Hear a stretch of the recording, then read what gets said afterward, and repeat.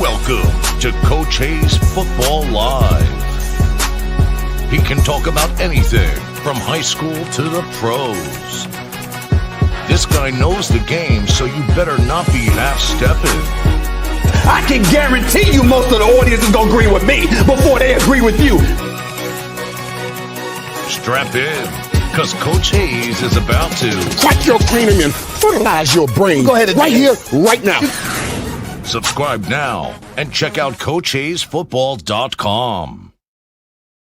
What's up, everybody? We in the place to be. Welcome to Coach Hayes Football on the Coach Me Coach podcast with Primetime Talk.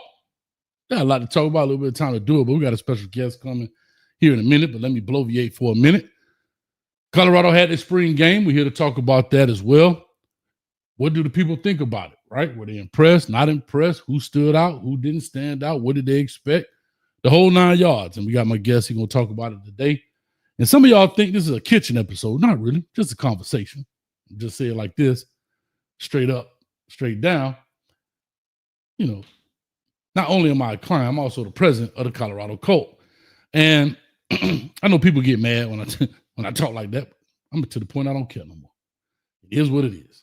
And a lot of people in the building, man, showing love. So we're going to get right into this thing, man. We got 24 in climbing. So as you come on in, make sure you hit the like, share, and subscribe button, as we'll be dual casting this on my channel as well as my guest, but we'll talk about that here in a second. Y'all know I have a thing called Welcome to the Kitchen where people come and it's really a debate. A lot of people think I set those things up. And no, I take anybody that comes. I'm like a restaurant. You walk through the door, I'm going to give you the service. And I tell you, the ambiance is beautiful. The atmosphere is exquisite. But the customer service is god-awful. I mean, on Triple B, that is the Better Business Bureau, I got like 0.0 stars for my customer service, dog. It sucks. I give people the business.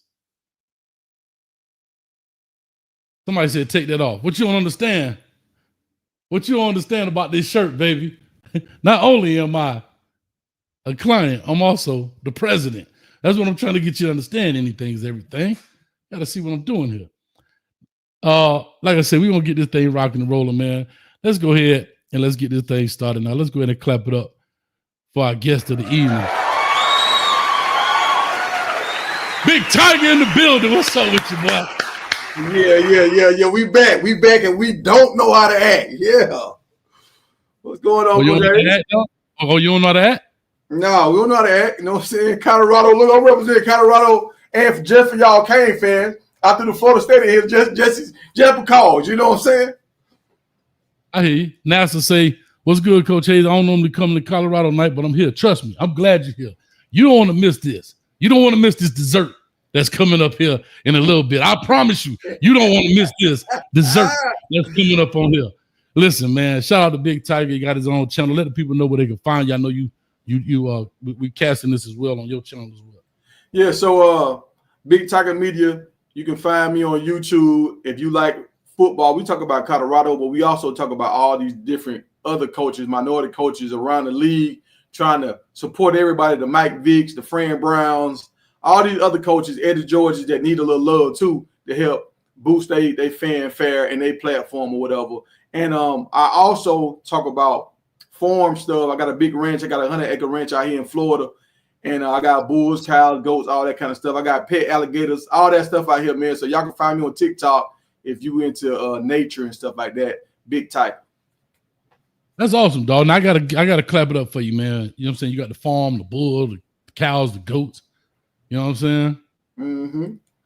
Well, trying to do it, man. Trying to do it. It's hard now because you out here on the island now, but it's cool though. It's cool. I will say this. I hope those farm animals get used to tiger meat, because we about to serve us some tiger meat off in this joint in a minute. I just want to say, I just want to let you know it's finna go down. So let's go ahead and jump into this thing, man. You know, Big Tiger met maybe over a year ago, whatever the case may be.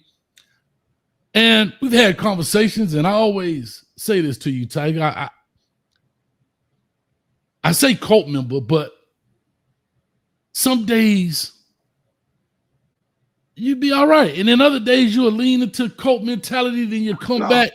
So I don't know how to take this, dog. So see what it is. See, your hate is so strong. You got so much haterade in your cup. You think anything I say, it turns into a cult member. I'm just talking football, you know what I'm saying? So you think I'm a cult member because your hate is so strong. That's all that is. Well, I'm going to prove in a few that you are so culted out that you're serving up dessert.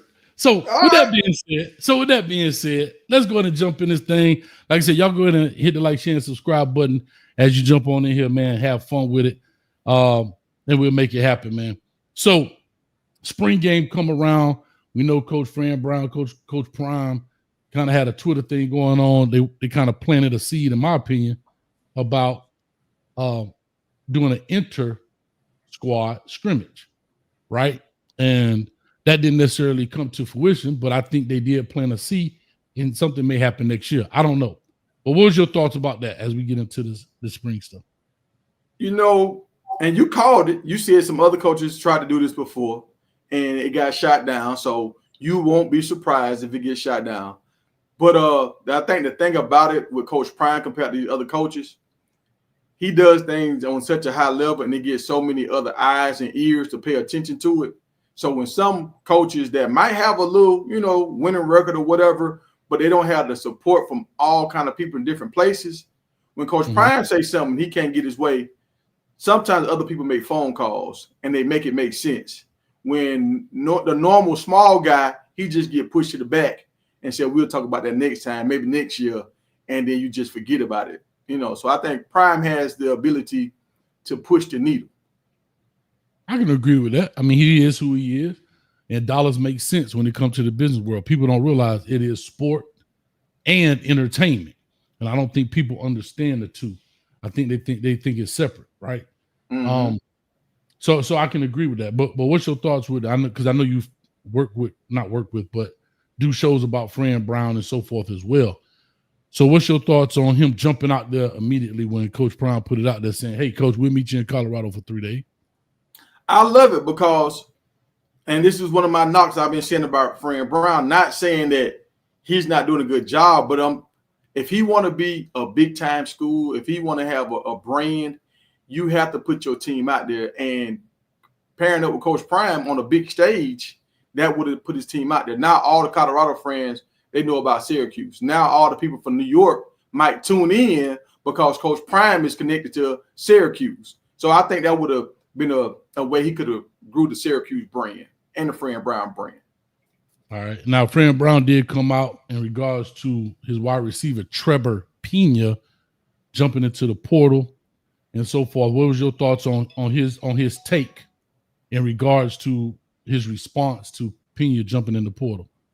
Well, I think he said what a lot of coaches want to say. And that's the one thing that I like about Fran Brown.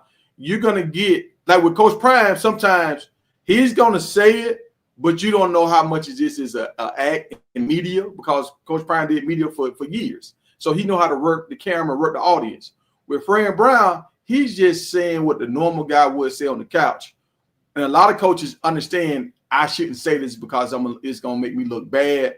But Fran Brown really don't care. He's just going to give it how you going to give it. He locked in with Syracuse. He got his contract. So he like, look, I'm going to do it my way. If I get fired for speaking my mind, I get fired. But man, I done heard Fran Brown say 2 or 3 things that was kind of controversial. Like when they talk about the spring game, he said if it was some other guys that was trying to do it, they probably would have let it go through. And he was like, hey, NCAA, y'all don't get on me too bad. I'm just playing. He wasn't playing, but he threw that out there to make it seem like he was playing. And now to follow that up with the wide receiver, he came back and he was like, look, I ain't paying you $2 million. Now the guy up there in Ohio, he might can get $2 million. Or if Travis Hunter was to come back, hell, Travis Hunter can get part of my check. So he keeping it real, but he letting old boy know, look, when I got here, you had 22 catches. Come on, son. You had 22 catches in 4 years. I bring in a quarterback. We got a system to help you get off. And now you're going to desert us? Instead of standing in the trenches with us, you have a good year. Now you're going to try to level up on us with the guys that believe in you. And the other coaches that didn't believe in you like that. That's how you're going to do me? All right, you can go ahead and walk. Yeah, I mean, it is what it is, right? And so they'll have a season they're gonna have, and that's cool. Let's jump into this as right before we get into the spring game. There's a lot more, I guess we call it controversy about jersey retirements. Shedeur Sanders getting his jersey retired. We saw that happen at the spring game. We saw Travis Hunter get his jersey retired. There's been a lot of, I guess, backlash in regards, and maybe in the Colorado fan base and even just across the country. Do you think those guys should have had their jerseys retired based on their performance? All right, before I answer this question, I'm going to throw something back to you. So, Deion Figures, a lot of y'all don't know who Deion Figures is. Deion Figures wore number 2 in college, and he wore number 21 in the pros because he wanted to be like Deion Sanders. He was a Thorpe Award winner, and he helped lead Colorado to the national championship. In some kind of way, his jersey is not retired. Shalom, that was a nice running back. I think he was one of the youngest running backs to ever make it to the league. I think he made it to the league at like 19 or 20 or something like that. He was young when he made it to the league. Mm-hmm. And his number didn't get retired, even though he won the Heisman. His number didn't get retired till like 16, 17 years later when the man passed away. Mm-hmm. So should we wait until a person is in the grave before we retire their number? Or should we do like Colorado did back in the 50s and the 30s when they had an All-American? The next year, their number was retired. Make it make sense. Okay, so here's my question to you. What is your standard if you were on a committee, not Colorado, just a committee? What is your standard to retire a jersey? I'm just asking you from your perspective, because everybody got a little different perspective, but I don't want to assume. I'd rather you tell me. All right, my standard is different because you got some people in my high school. We had a guy that passed away while he was running around the track. His number got retired, not because of what he did on the field, because the sacrifice he did. Like he sacrificed his life, doing our conditioning program. So you have some guys get their number retired for different reasons. Now, you want it to be where you have a great performance on the field, but that performance could be anything. It could be like the guy from Georgia Tech. I heard your show when you was talking about the guy from Georgia Tech. For Georgia, he broke the streak when Georgia Tech had beat them like 7 times in a row or 8 times in a row. He scored the touchdown to break the streak. Georgia retired his number. So he wasn't no super All-American. He didn't win the Heisman. He didn't help him win a Natty. He just helped them get over that hump. So if a player help you get over that hump and they instoned in the history of that program, that could be a situation when you can retire a guy's number. That's cool, but you still haven't answered what is your standards. That's what I'm saying. My standard is if somebody comes in and they stand out to a point where everybody remember this guy for whatever he did. It was a moment. It was a season. It was a undefeated this or a run to the playoffs like how Cam Newton did at Auburn. If it's something where it's just special that this is rare, he should get his jersey retired. So then based on that, being probably a program like we talked about the Greg Hagans, and a lot of people, I have to call it myself, I had never heard of Deion Figures until I listened to Matt McChesney, and he brought up the name. And I went and Googled who he was, and I was surprised. Like, oh, damn, I didn't know nothing about the gentleman, right? Mm-hmm. Of course, I've heard of Salon, right, and so forth. I heard of those guys, Cordell Stewart, Eric Bieniemy, Greg Hagan, and so forth, but had not heard of Figures. So based on what you just said, they did something, whatever, they should have their jersey retired. This is based on what you just said now. Mm-hmm. So wouldn't those guys fall in that category? Maybe not all of them, but maybe an Eric Bieniemy who put up 16 hundo. Yeah. Now I feel like it should be like a little. You want to give them the praise. You want to retire their number, but it should be a situation where the number can come out of retirement if a kid asks for it and he put up good numbers. Now the coach can say, okay, I'll not the player, because some players can be selfish. Like Michael Jordan. I don't think if Michael Jordan got his number retired, I don't think he's gonna bring it out for nobody. But if the coach say, okay, this kid is him for us right now, we're gonna unretire this number for the duration of his time here, and then we're gonna put it back on the shelf until we get another guy that can break that cage or that glass to get the jersey. So, for example, I don't have I think that's fair, right? I don't think there's anything wrong with that, but you can't unretire a jersey that hasn't been retired. So if you had to look at that group of guys back in the late 89, 90s, 90 to mid 90s, which one of those guys? Because here's what I think about retirement of jersey. It's very few and far in between. It's not a bunch of guys. You'll run out of numbers. And I'll go back, and I know a lot of people don't like this, but if I wanted to go to the University of Miami, we had to start wearing letters on our jersey, right? It was that easy. So if you had to pick somebody in that group from 89 to 95, 96 or whatever, who would you have chosen? Cordell Stewart for sure, and Deion Figures. Now, honestly, Eric Bieniemy, because we wanted to be Eric Bieniemy. Everybody wanted to wear that number 1 and have all the black. I think, I'm not for sure, but one of them had a shield on. I don't know if it was Eric Bieniemy or Cordell Stewart, but somebody had that dark shield on, so it was all black, and that made you really want to just black it out. I think that's why a lot of these colleges starting to do the blackout now, because of what Eric Bieniemy did in Colorado. Right. So when I look at it, I say the same thing. Now, why do you think they retired Shadour's jersey? Well, let me go back. Why do you think they retired Travis's jersey? Now, Travis, because Travis is special. Like he did something that nobody else has done in college football history that we know of. Okay. But I would assume winning the Heisman as well, right? I mean, that's playing both ways, winning the Heisman. The stuff he did, Travis paid some of them dudes NIL deals on the team. Like with some of his money, he took some of his money and paid for some of the players that didn't have money to help them along their way. So, Travis was an all-around good guy, on and off the field. So is that retirement jersey worthy to pay somebody? I'm just asking because I don't know. I mean, it adds to the hype. It adds to how good of a person he was, why he's deserving of this. Because name me another player that's done it. I don't know if the other players have done it. Other players are not. They don't have well-off media, so we don't know. But I can't say that they haven't done it. But I can't say that they have either because we just don't know. But you know what we do know? When Tennessee quarterback jumped in that portal, they had 4 players up there to do an interview. How they gonna be all right that their quarterback left, and so they can make an interview. They can pop up a nice little press conference to talk about how you left and we ain't happy with what you did. But when you do something nice, they don't understand how to elevate you, like Prime's elevating them guys at Colorado. That's fair. I'll say that's fair, right? I'd say Prime uses social media, digital content like no other, and he understands it. He understands the formula, right? So I totally agree with that. So why do you think they retired Shadour's jersey? Because Travis paid for NIL. He won the Heisman, played both ways, all of those things, put up over 1,000 yards receiving. So then why do you think they retired Shadour's jersey then? With the Shadour situation, I mean, and I seen that show you was talking about he broke 100 records. During the spring game, they said that again on national TV.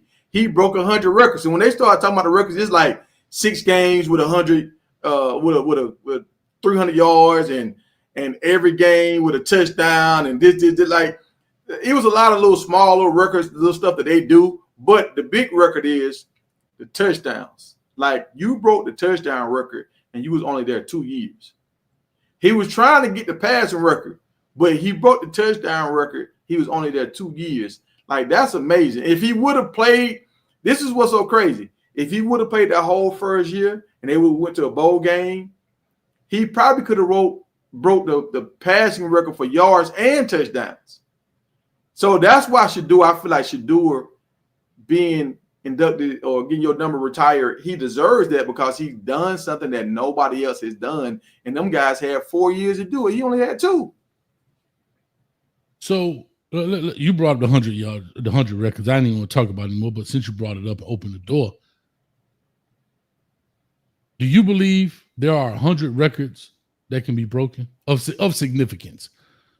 No, not of significance. It's just little small. Because I've heard guys say stuff like this right here. Oh, he's completed 100% of his passes when he rolled to the right. I'm like, what? But that's the kind of stuff they do to make guys seem elevated when the pocket passes started to dwindle. When the mobile guys started coming in and doing stuff, they started making up stuff for the pocket passes to make them look good, and that's how this all stemmed from that. Just try to make have you ever seen Tom Brady's draft tape when he was working out the combine? Mm-hmm. How slow he looked and terrible he looked. So when you got that and you got Vince Young working out at the same time, so you got to make up stuff for Tom Brady to make him seem a little elevated, things that Vince Young have not done. So that's what they started doing. So you saying so what you just said was they had to make up stuff for Shador to elevate it. Well, it's taking stats that we normally would gloss over. Now they're going to take that and highlight and say, oh, this is good. He threw a touchdown in the last 5 games against our rival. Like, what? Like, but it is a record. At the end of the day, it's a record.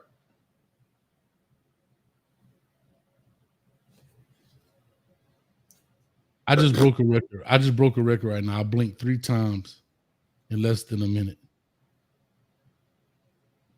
But nobody don't keep stats on that, Coach Hayes. And nobody keeps stats on 100 quarterback records.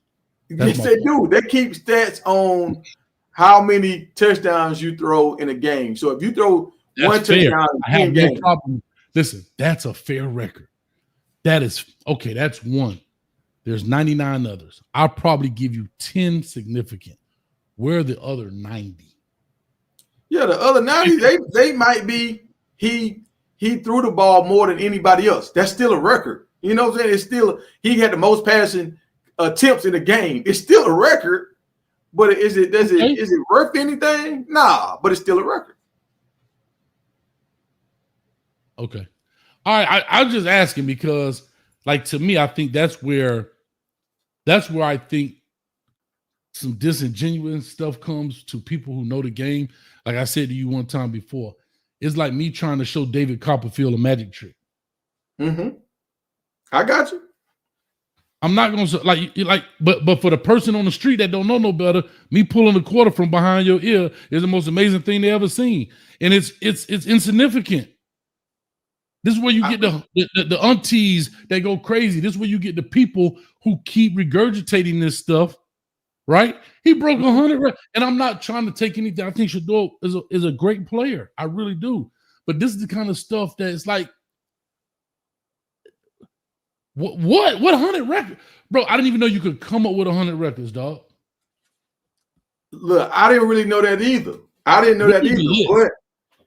that's what I'm saying. I started noticing things a while back, but nobody called them on it. I would hear announcers say stuff when a guy would throw the ball, and they were like, oh, that's a wonderful pass. And then Justin Fields would get in the game, and he'll throw a ball that's even better, and he was like, oh, that's a great catch by the wide receiver.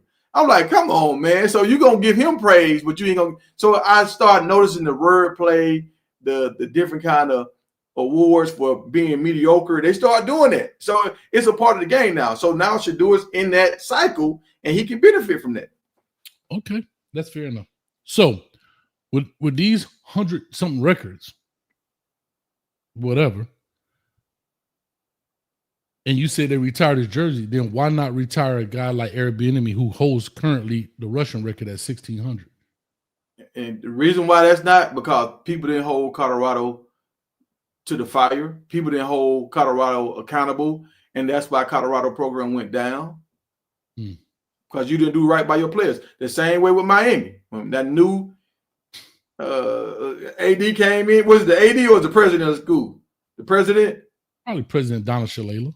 Yeah, he came in, he wanted to change everything, and he didn't want to recognize the players, and he didn't want to, Luke couldn't be out there no more, all that kind of stuff. So once you change the coaching, the players feel like, okay, this dude, he don't care about us. And people start coming to your school. Because it's been reports that Rick George is actually the one who initiated this. And Rick George, from my understanding, and this is what makes it even crazier, Rick George was a part of those programs. That's the thing that blows my mind. If Rick George, he was an assistant AD. Hold on. Let's that was a long time ago now. That was 40 years ago, wasn't it? But he was a part of that. So he understands the history. He was there for it. It's not like he's a guy that came in and doesn't know the history. He was, let's just find out Rick George. Let's find out his history. Because if I look at Rick George and I say, okay, where was he at prior to this, that, and the third? Let me see here. From my understanding, that's what was reported. I think he was an assistant AD. So therefore, he was a part of it. I'm not saying he had a decision making of it back then, but to be a part of something. And again, I don't know. I think he was young in the game, but he was there. I'm trying to see where I can find out his history. Like, you can look up a coaching history. I don't know his history. Yeah, see, I didn't know he was a part of it. I thought he came in like the 2000s or something. I didn't know he had been there the whole time. Here we go. After graduating from Illinois in 1982, where he lettered 4 times in football, he was hired in 1987 by CU coach, which is Colorado, Coach Bill McCartney, as the football recruiting coordinator. And he helped build a team that was undefeated in the 1989 regular season and won the 1990 national championship.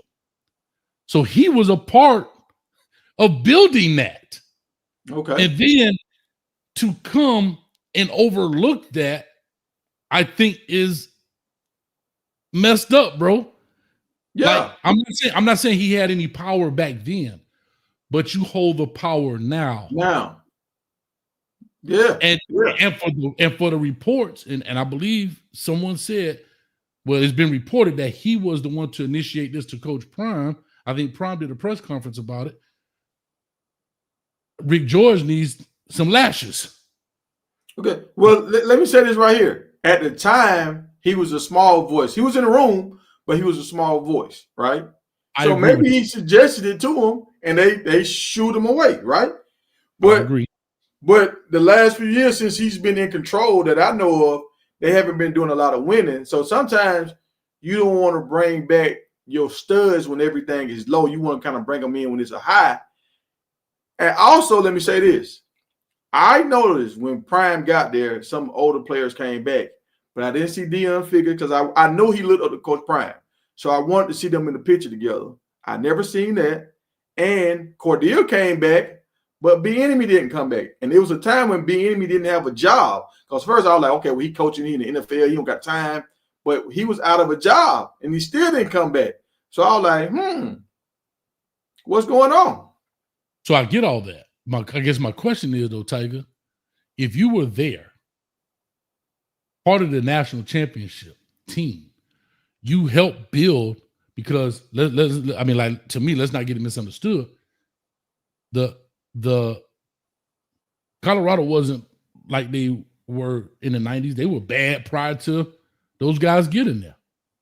And these guys, in essence, if you want to make a parallel, did the same thing that Coach Proms in them group did. The difference is the eyeballs. They didn't have social media. They didn't have all those things.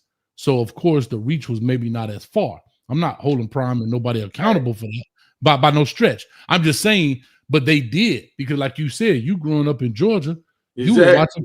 you were watching Colorado games. Exactly. So what I'm saying is the notoriety, I would say, is equivalent. Of course, I'll give Prime more because they have more reach with the way social media is constructed today. But the national media said, wait a minute, these boys got something going on in Colorado. And then it died, to your point, it died off. And then Coach Prime comes, he reinvigorates it. Great. I think my question is, and especially when I heard Rick George was the initiator of this, how could he overlook not all those guys? I'm not asking all those guys, but if Rick George was the initiator of it, that means he has a standard. How could you overlook some of those guys from that year that actually brought a natty to your school?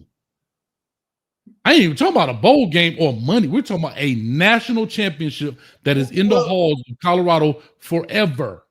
Let's talk about it then. All right, Florida State. I was looking up some of the players that's the numbers retired. Prime, Charlie Ward, but you know whose numbers not retired? He won a Heisman and he won a natty. Who's that? Jameis Winston. Maybe because it's a time. How fast did they? I don't know. I'm asking because I don't know. how fast do they retire jerseys after those things happen? I think it's the crab legs. May very well be. And that's a great point. So to Eric Bieniemy's point, I know he got in some trouble at Colorado. So that could have dinged him. Cool. Right? Mm-hmm. But Salam, of course, he got his done. And that may be enough for them. And I'm okay with that as well. But I think Rashawn Salam is in the same boat as Travis Hunter because they both won natties. So there's a parallel. Who's in the same boat as both won Heisman? Right. I mean Heisman, yes. I'm sorry. But who's in the same boat as Shador then? If you go back and look for that 5-6 year span. Like I understand Travis get one. I totally understand. I understand that Salam he was a Heisman winner. Fine. Who would be the equivalent of back then? Hagan, maybe? No, I would say it'd be Cordell Stewart because they had almost the same miracle play, all that kind of stuff. Cordell Stewart is iconic. Slash, the Shador, Slash, you know what I'm saying? Nicknames like so. Eric Bieniemy didn't have no nickname because his name was so fly. He didn't have a nickname. Shalom didn't have a nickname. Cordell Stewart was Slash. Okay. So I'm asking you a question. So you say Cordell? Yeah. Okay. And so that's my whole point. So if that's the case, then how is it that the guy who was a part of that program overlooked that and be the initiator at the same time? I think that's where the beef is. I don't have beef with Prime. Like I said before on my thing. Initially, I was like, what? But then as I thought about it, hell, I ain't mad at you, Prime. Do what you got to do. But go ahead. Now, you're right. And I feel like a lot of people never have a beef with the program or never have a beef with the coaches. Like the coaches have been able to jump, flip schools. The only coach I know got pushed back was Lane Kiffin. He's the only coach I know. What you mean? Got pushed back? I think my dog got stuck. Real quick before you come back, FPSD for the $2. Thank you. It's very hard for a Prime fan to explain. I'm just asking questions. I don't know. I'm just asking questions. I think the dog in the portal. All right, you back. You was in. You back. You in the portal for a second. All right. So like when these coaches jumped ship, like we had a coach at Appalachian State. He was there 1 year, won, left, and went to Ole Miss, not Ole Miss, Missouri. Like he was there 1 year, no backlash. But when the kid jump in the portal from Tennessee, they burning his jersey. So it's like I know I got that, but what I got to do because I know you were talking, you didn't realize you were stuck. Last thing we heard you say was Lane Kiffin, so I don't know where you went from there. All right, see Lane Kiffin, he's the only coach I know that got a lot of backlash when he left Tennessee. The way he left Tennessee, he got a lot of backlash. No other coaches get backlash. They leave these kids doing the bowl games, and I applaud Deion Sanders for that. When he stayed at Jackson, when you stay at Jackson and you keep coaching through your bowl game, you put yourself behind building your squad for the next year. That comes with it, right? But I'm not just going to abandon my kids because I got another job. I'm going to finish what I started, and then I'm going to go on to my next. Yeah, it's going to put me behind, but if I win my bowl game, it builds, or if we have a good showing in the bowl game, it still builds my legacy, right? And I don't let these kids down. I don't just walk away from these kids. So people are fine with grown men walking away from kids, but they're not fine with a kid walking away from a grown man. All that's fair. I don't have any disagreement with that, but I don't understand how that response got to do with anything we were talking about retiring jerseys. I'm a little lost. No, I'm talking about how the status quo. The kids always get blamed, but nobody never blames the coaches or the school. It's always, does he deserve this? Whatever, like James Winston. I think the crab legs, that he did something wrong, he's out. That's fair though. I don't have a problem with that. I mean, Colorado. Yeah. So Colorado did Deion Figures wrong by not retiring his jersey. But where's the backlash? And you're getting the backlash, right? Okay, you didn't retire it. Fine, no problem. I think if the backlash is not coming from Travis, I think the backlash is because you retired Shador's, but you didn't do his. If they would have just said we're gonna retire Travis, I don't think there would ever be any backlash because of the Heisman accomplishment as well as his totality as a player and all that he's done. I think the backlash comes from that piece of it. And I'll just say this and we can move on. At the end of the day, it's Colorado. They do what the hell they want to do. I'm just looking at Rick George saying, to me, that's jacked up.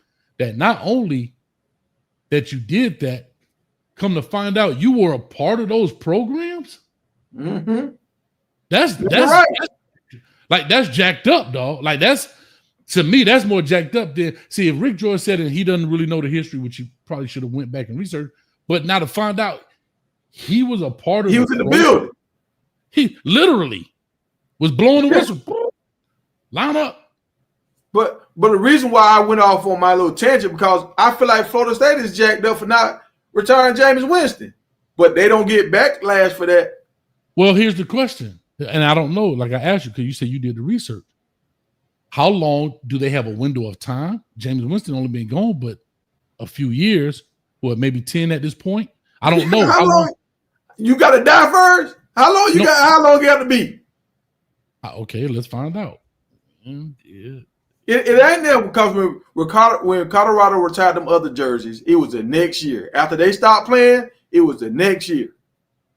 Okay. And here's the thing. You have a valid point. Maybe they didn't do Jameis Winston, but let's call this. Jameis Winston, just because he did win the Heisman. That may be the thing. All right. Let me see. Deion Sanders' number 2 jersey at Florida State was retired in 1995. All right. When did he stop playing? 89. So that's 6 years, something like that. I thought he was part of that 84 draft, I thought. Who, Deion Sanders? Yeah, I thought he was part of that 84 draft. 84, 85, I thought. No, not that far back. Deion Sanders was drafted. Damn, that dude, that ran off 4.2, cuz. 89. He was drafted in 89. He was the 5th pick overall in 1989. Okay. So 6 years later, they retired his jersey. Fine. But to your point, Jameis Winston may have hurt his stuff with the crab legs. That's fine. I don't have an issue. I really don't have an issue with that. Right? Like if that's what they say. But that's neither here. I mean, I get that. That's neither here nor there. Let's say this. Do this. When was Charlie Ward retired? His jersey. Because he did it on the basketball field and football field. Yeah, man. Shout out to Charlie Ward being the new head basketball coach at FAMU, man. Shout out to Charlie Ward. I don't like that. Why he can't be the head coach at Florida State? Why he can't be an assistant coach at Florida State? Come on, Ty. You really want to go down that lane? We could go now. I'm just saying, if he was this guy for y'all, why we can't bring him in? Because Frost went back to Nebraska, right? He was a Heisman winner. He got a chance to coach in Nebraska. It didn't pan out, but he got it. Yeah, but he was also coaching. I have to say this now. Give credit where credit. What I'm saying is Frost coached at UCF, went undefeated, the mythical national champ. Oh, he's in limbo here. Hold on. You back? Okay. Yeah, I'm back. I'm back. Yeah, right here. Charlie Ward was played from 89 to 93. And I'm trying to see I don't know when they retired his jersey. I'm trying to see. Somebody in the chat can let us know.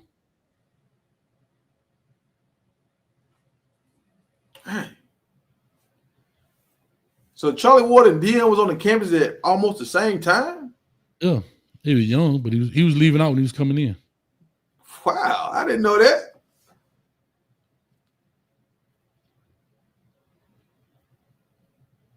Um, 1990. Let me see.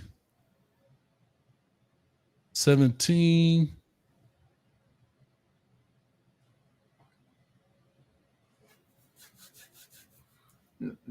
And the reason why I hold Charlie Ward up to this high standard, because he did it in basketball and football. Like, what? I didn't even know he was that nice in basketball until he got drafted. And he was in the league for like 10 years. Yeah. So I'll say this. I'm looking at Charlie Ward coaching. Charlie Ward was coaching. Ward was an assistant coach for the NBA team, the Houston Rockets. I don't know how long he did that. But he's been more in the basketball league. I mean, in the high school realm. Bro, I don't know why people understand. It's not like that's a hard business decision in my take, but we don't have to go down that road. I don't know when they retired his jersey. I've been trying to pull it up, but I can't seem to find it.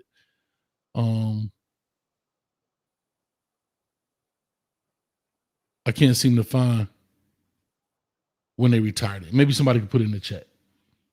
But anyway, FPSD, this is ridiculous. Who is this guy? Shout out to FPSD. That's Big Tiger, man. Y'all go check him out. But anyway, so like I said, with that being said, it's just what it is. Let's get to the game, man. The spring game happens. What's your take on the spring game? I know you're looking forward to it. You had a show right before it. You know, I was listening to you. So what was your take on the show prior to it? At first, I was like, what the heck going on? Why is Juju with the number one line? That's the first thing I said when I saw that. And then Salters was with the number twos. So it was kind of weird at first. My brain was, I'm trying to calculate what's going on right now. Okay. Even though Juju, I like a Georgia boy, that's my guy. He's the next one. He one of the ones. But I'm still like trying to figure out, I had never seen a freshman, a junior in high school really coming out with the number one team. Like, what's going on? So once we went through all that, and he started out kind of bad too, like he was nervous and they was throwing bullets at him. They was blitzing and all that kind of stuff. Now think about it. In preseason, they don't even blitz the pros. And they blitzing the dude that's a junior in high school. They coming in hot. So I'm looking at all this stuff trying to get an understanding of what's happening. And I found out after the game, they asked Coach Prime, why did Salter not run with the ones? He didn't really answer it. He just kind of said the quarterback had some issues that we had to work out, and he put himself in that situation. Asked the quarterback. And I don't know if they had a clause where you couldn't ask him that or whatever, and they're trying to protect the players. But from what I heard, he was lacking on some of his grades or whatever. And you know, Coach Prime, he's strict on that. He want them guys to have like a 4.0.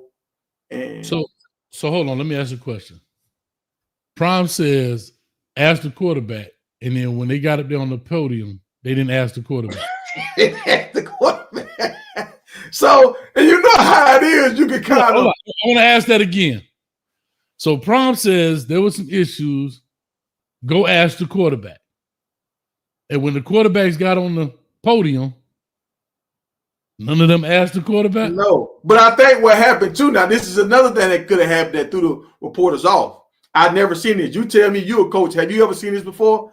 They brought Juju out and Salters out at the same time. So you got a senior and you got a darn high schooler sharing the same podium at the same time. Have you ever seen that?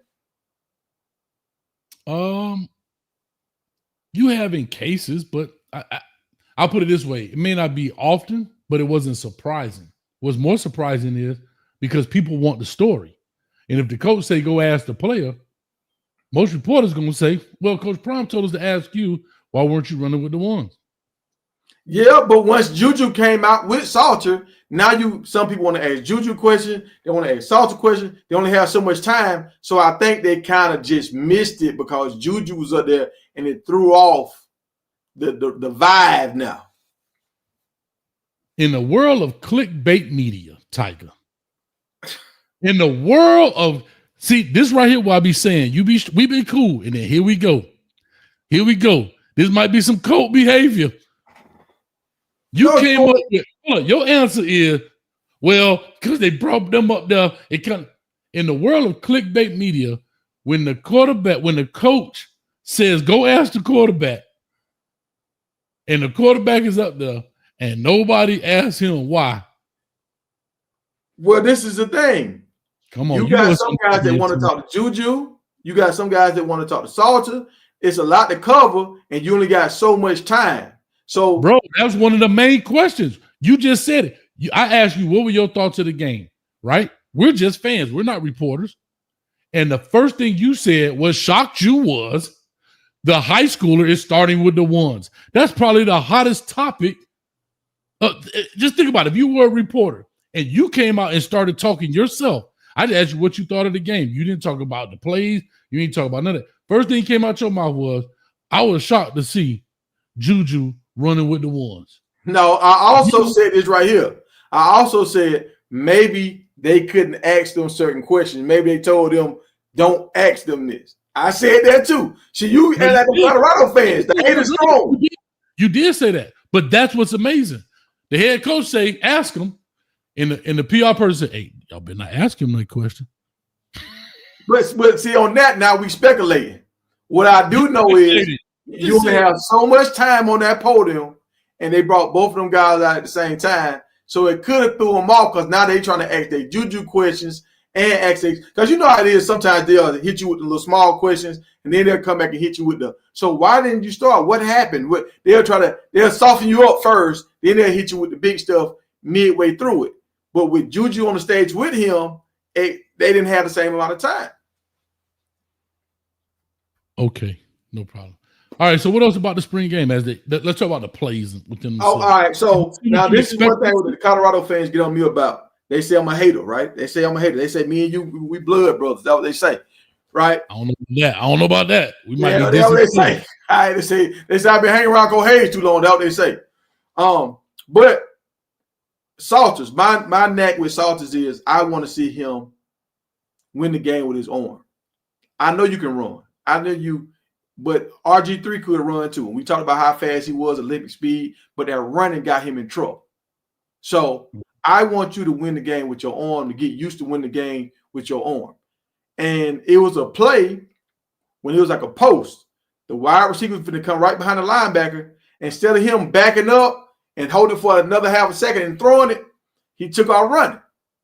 And then he hit the check down. But if he had waited for a half a second more, like I should do it stand in that pocket. And he'll throw it, take that lick, but he got a 30, 40-yard gain. That's what I want to see from Salters, and that's what I'm trying to tell Colorado fans. I want to see him win the game with his arm, not rely on his legs. And there was another play when the tight end was, and he did good, but these are some stuff I want to see him work on. It was a tight end. Shouts out to the chef, Jerome. He said we were going to use our tight ends more. A tight end coming across the middle. I can't get no love. You said I thought you were jabbing at Jerome. You were jabbing at him. But it came through. I said, Coach Hayes, but I told him that the other day on the show. I said, Coach Hayes gave you a shout out. I don't know if he was trying to shank you or not, but he said Jerome talked about the tight ends. So they did use the tight ends. But we had a tight end dragging. Clear pocket. He wasn't flustered, nothing. And he missed the throw. And so that's when I tell people Juju can throw the ball. He just got a gift. I don't think he's going to miss that throw right there. So when people start hating on me, I'm like, Lord, this is what I'm telling y'all. I don't think he's fully in control of his pass. So not the skip. But you say Juju hits that drag route. Is that fair? Mm-hmm. Yeah. But didn't Juju also miss the little quick dump right there to Dalen Hayden? Number 7? He hit Dalen Hayden in his hands. You see Juju turn and look at the coaches and say, I hit him in the hands. Okay, I was just asking. But a Colorado fan told me yesterday he threw it in the dirt. He hit Dalen right in his hands and it went to his feet. He hit him. You can't. It was kind of at a weird angle because it's coming across the lineman. So I can see how the ball gets there kind of quick because the linemen are blocking the view of the ball. So I can see how you would drop it because it got on him so fast, but he hit him in the breadbasket. Hit him in the breadbasket? Yeah, right in his stomach. In his stomach? His stomach, his hands right there. He right there. Boom. Tiger, let's not do this now. What? You tell me what you saw. Tiger, are you sure? That's what I saw. Tiger, let's not do this now. We already got one course dessert today. That's what I saw. Tiger, Juju turned and looked at the coaches and said it hit him in the hands. Tiger, we got Juju closer than all of us. Tiger, we got one course meal dessert today. Hey, I'm just saying. So what you saying? He missed him? That what you saying? Tiger. I'm finna pull up It this seems like video. you on that cane juice. You can't make up your mind. Did he miss him or did he hit him? No, you said in the bread basket. Far from the bread basket, brother. Like the waist area, the waist in the stomach area. He hit him. That ball was right there. Tiger, let's not do this. You trying to find it. You trying to find it. I'm pulling it up because I'm trying to help you. I don't want to get the second course dessert. Well, if he did that, I mean Juju is a liar. Because Juju turned to them coaches and said, I hit him in the hands. What else I supposed to do? No, I'm not saying, but you said it right in the bread basket. I think it was low and away. Was it a catchable ball? Maybe he should have caught it, turned his head late. But I highly, and I can't play it because they're dingus. But I can show you a still shot of it. Yes, he had two hands on it.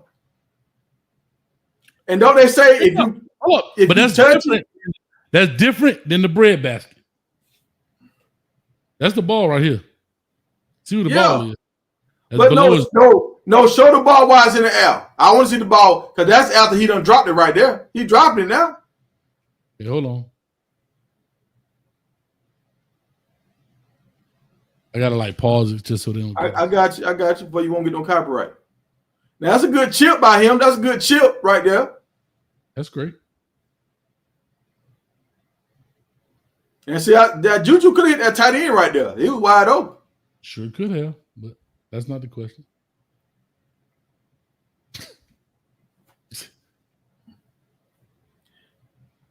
Now if Hayden catches this, hold on. All right. I'm trying to get it right. Hold on.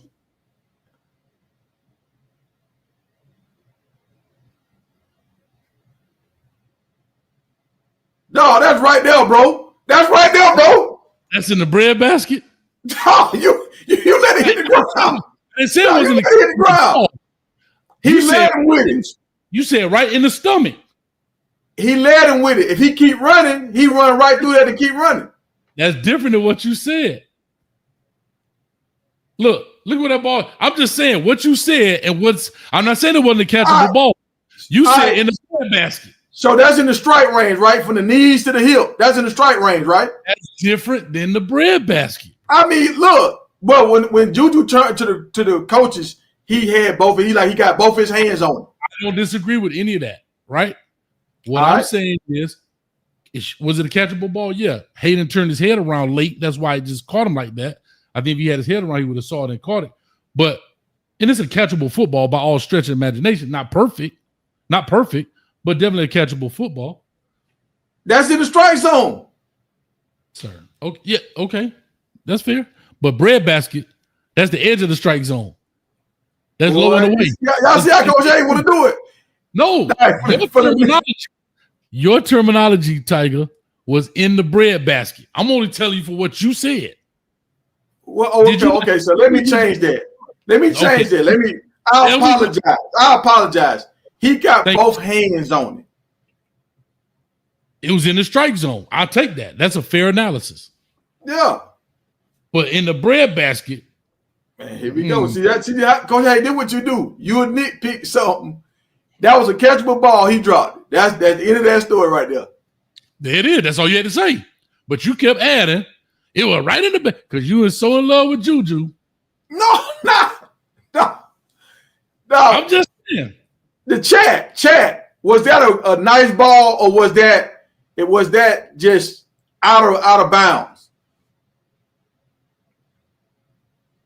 Oh, it's a very catchable football, right? Not the easiest of catches, but it's a catchable football. Like I would equate this to Lamar Jackson's throw, right? Yeah. Was it perfect? No, but definitely catchable. So like when people go and complain and be like, Lamar Jackson threw that ball messed up. No, I don't think so. Could it have been a better ball? Sure. But was it like an egregious misthrow? No. All right. That's all I'm saying. That's all I'm saying. But anyhow, I just wanted to put that up there because I just like keep, we always talk about keeping people accountable for what they say. And bread basket is a little different than catchable. I'm sorry, Tiger. Maybe I'm a little. That's two hands. That's fair. I didn't dispute that. Anyway, Yeah, we getting to that point, my brother. But anyway, what do you say this? Everybody complained about the running game. Were you impressed with the running game? Well, see, I got a different concept on the running game. Hold on. Shout out to Jerome again. Sous Chef Jerome said, we're going to run the ball a lot more. You just watch and see. Go ahead. I'm listening. All right, about our running game. We never had an issue with the running game except for being consistent with the running game. Like, even if you got a side, if you don't show that side enough attention, it'll go away. It would go away. So with our running game, we just did not give it enough love. Like I talked to these guys the other day. The running you talking about last year or you talking about the spring game? Well, I'm talking about the whole duration since Coach Prime been there. We've never really had a spring game. I'm talking about right now. Game, I mean, we ran the ball in the spring game. We had all our running backs did pretty good in the spring game. The ones that played did good. Okay. I mean, you got Brandon Hood, Colton Hood, little brother. He scored a touchdown. His first run was like an 8-yard run. Hayden had a 20-yard run. And then you had a bunch of backups. So Charlie didn't play and Michael Welch didn't play. And then Augustus, he just left. And he just got paid $500,000. So nobody ain't finna pay you $500,000 unless you Miami. You just like to give Vick all this money. And your girlfriend leaving you and all that kind of stuff. All right, back to it. So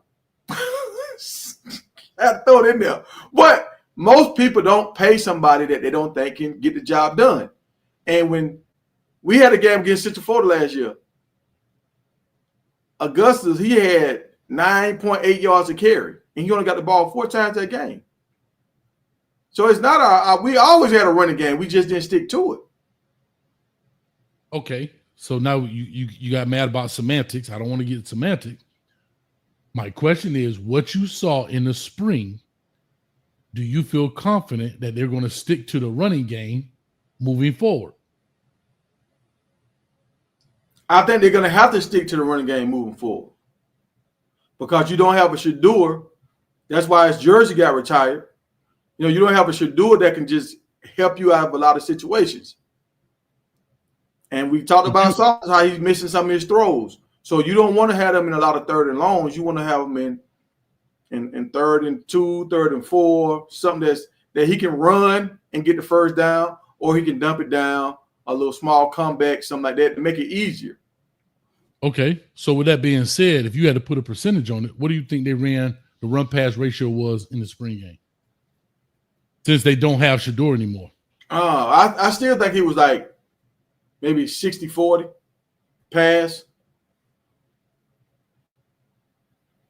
Take your 10 the other way. You think he was like 70-30? It was a little bit closer, like 76-33. Well, I'm gonna say this.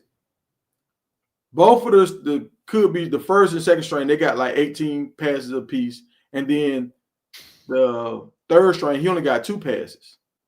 All the running backs got 4 to 5 touches. I'm only talking about the first 2. I ain't worried about Staub, unfortunately. Sorry, Staub, but I'm not talking about those guys. Here's my next question then. Wait, hold on. Now remember, both of them was 18. They got 18 throws apiece, right? But some of them was on 7-on-7. So if you I'm not talking about 7-on-7, only 11 on. I got you. I'm just saying the stats we looked at the end of the game, they was mixed in with the 7-on-7. All the running plays were straight scrimmage, and all them boys got the ball at least 4 to 6 times, you know, in that range. So that's 4 running backs. That's like 20-something runs. Tiger, don't do that. I'm just telling you, 20-something runs. Tiger, don't do that. You can go through the play.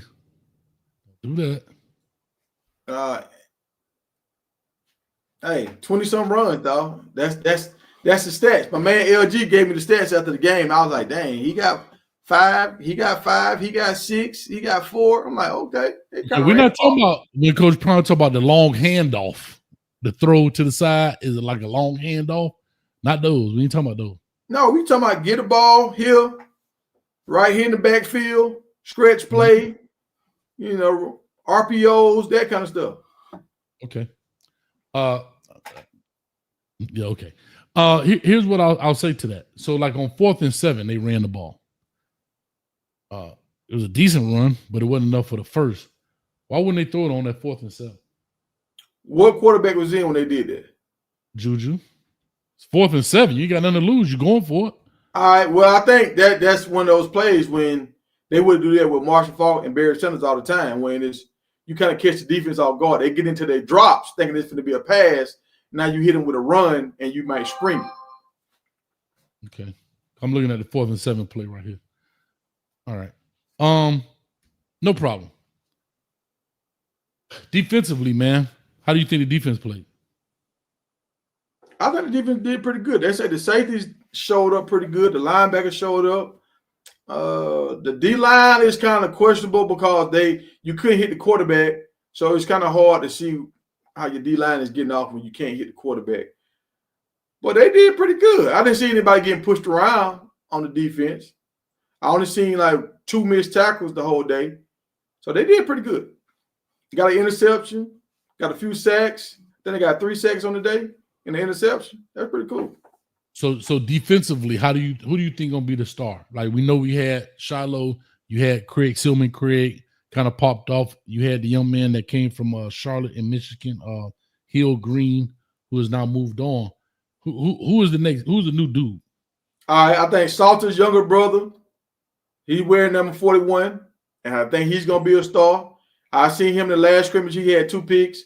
In this scrimmage, I think the first play of the game, I think he got a tackle in the backfield. So he's one of them. He transferred in. I think he came from TCU.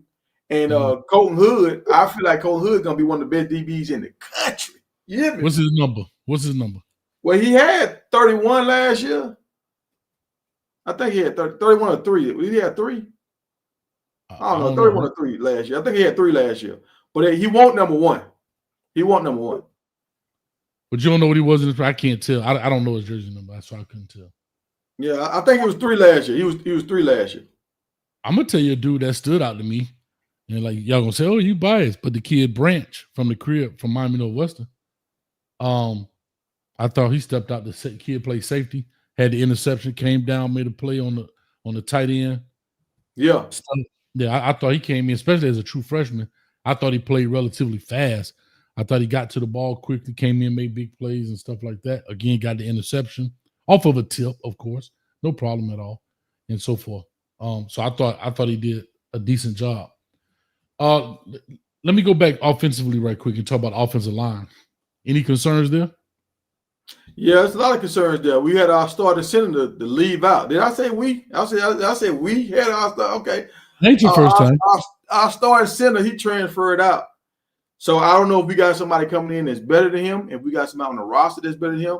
I will say in the spring game Saturday, I didn't see our starting center getting pushed in the backfield like how Hank was getting pushed in the backfield. Like we started out with Hank, he was getting pushed in the backfield. We brought Cash in. Cash did better. And Cash actually got a good grade. Like he was one of the top freshmen in the Big 12 last year. But Coach Prime didn't give him a scholarship. He was a walk-on though, wasn't he? Yeah, and Coach Prime didn't give him a scholarship. But normally he gets scholarships after the spring game. He didn't give him a scholarship, and he walked. So he went somewhere else. Maybe going back. And I saw Prime just gave somebody a scholarship. He just did it today. Who did he give? Who was it? I think he was being the safety. The starting safety? Yeah, he's the starter right now. But the starting center? But Ben was there from the very beginning. Remember, Prime went in there, he tried to run everybody off. Mm-hmm. And it was like, raise your hand if you ain't leaving or whatever. And Ben raised his hand. And Ben stood in the paint the whole time. Is that number 28? That's the one he always be jumping around all the time. He'd be like, yeah. I want to say 38. Maybe 38. Okay. All right. No, I get it because Cash was a walk-on, right? He walked on last year as a true freshman. Mm-hmm. Right? Okay. Hey, and he came out with Jordan Seaton. Jordan Seaton unfollowed him on Instagram. He was just like, how we going to build a brotherhood when y'all leaving? But I think Cash going to go back home and get some money from from Baylor, Texas Tech, TCU, one of them schools. So why wouldn't Colorado pay him? I mean, like, at least give him a scholarship, bro. Like, well, I thought they was gonna give him a scholarship after the spring game. That's when they knew him to get the scholarships out. He did the same thing at Jackson. After the spring game, they knew him to give out their scholarship. But I think Cash is easy travel for his family and all that kind of stuff to stay in Texas. okay. But, I mean, people talk about the Nico kid that left Tennessee. He went back to Cali. He's from Cali. And guess what? His little brother signed with the Bruins too. So now both of them, they family want to go all around the country and get to stay in Cali and see their kids play. No problem, bro. If that's your reason for leaving, then hey, I get it. I totally understand. No problem. They say Ben is 28. That's why I thought he was 28. All right. So offensive line wise, what did you see from a breakdown perspective, or a good thing as well? Because I was looking at it and I wasn't overly impressed. I know it's a spring game. This is technically what their 15th practice. Yeah, it was. Go ahead. Oh, my dog's stuck, so I'll answer while you pop back in. Actually, the center wasn't bad. I don't know who the center is. I don't know all these guys' numbers. I thought there was some guard play that could have been better. Definitely some tackle play. I thought they gave up too much ground. But with all that being said, I thought the center, whoever that is that stepped in from being a potential backup, he actually played pretty stout. What'd you think, Tiger? Yeah, I think he did pretty good. I didn't notice a difference. I didn't notice it was a change in center. So he did his job. And I heard a few people say Jordan Seaton had a problem handling the defensive end. I think Walker, they were saying Walker got the best of Jordan Seaton. I didn't really see that. He got a sack off of him, like the second or third play on Juju.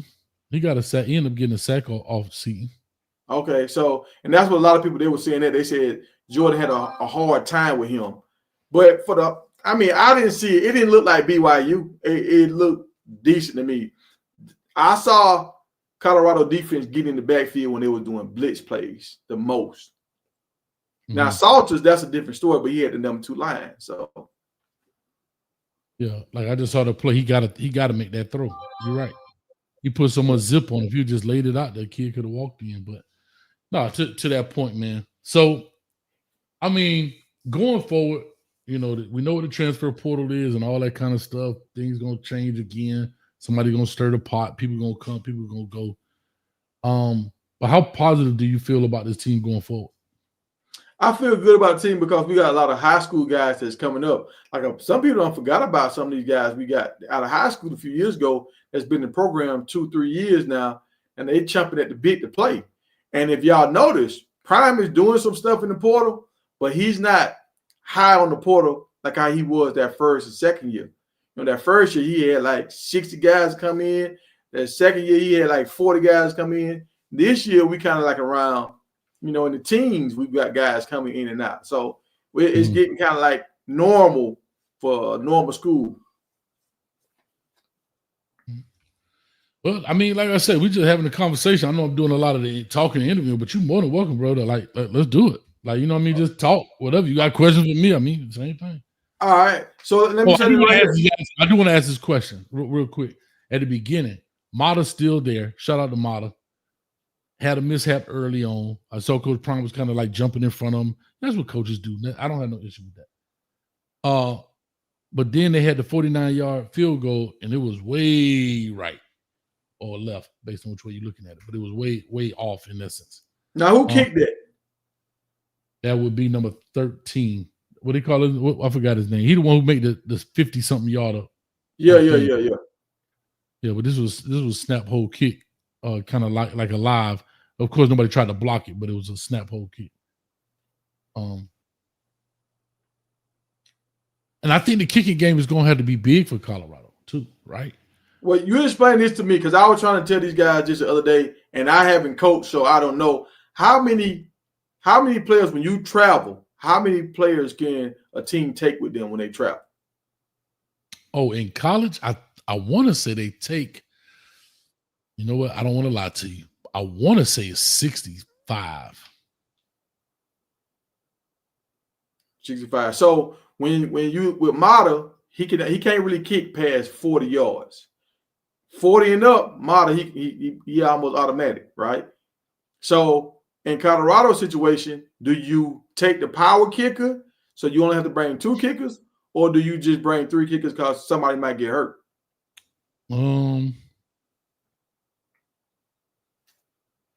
That's an interesting, bro. I don't know. I know you have 105 or whatever it is total, but everybody doesn't travel. I know you have 85 scholarships. Well, at that time, they changed that rule. But I'm trying to think, how many do you travel with? I want to say it was 65. Somebody put that in the chat. That's a great question. I'm not sure. Yes, with 65, you already got 44 off rip with the first and second string, So, and now you got another quarterback. You're going to have multiple DNs and stuff. So, like Colorado, I know they got like 5 DNs. So, it's I don't know. It's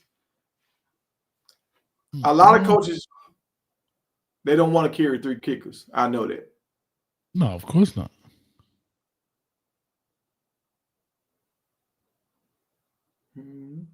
If you're going 5 wide, you need multiple wide receivers. You can't just bring 8 wide receivers. You got to have 10 or 12.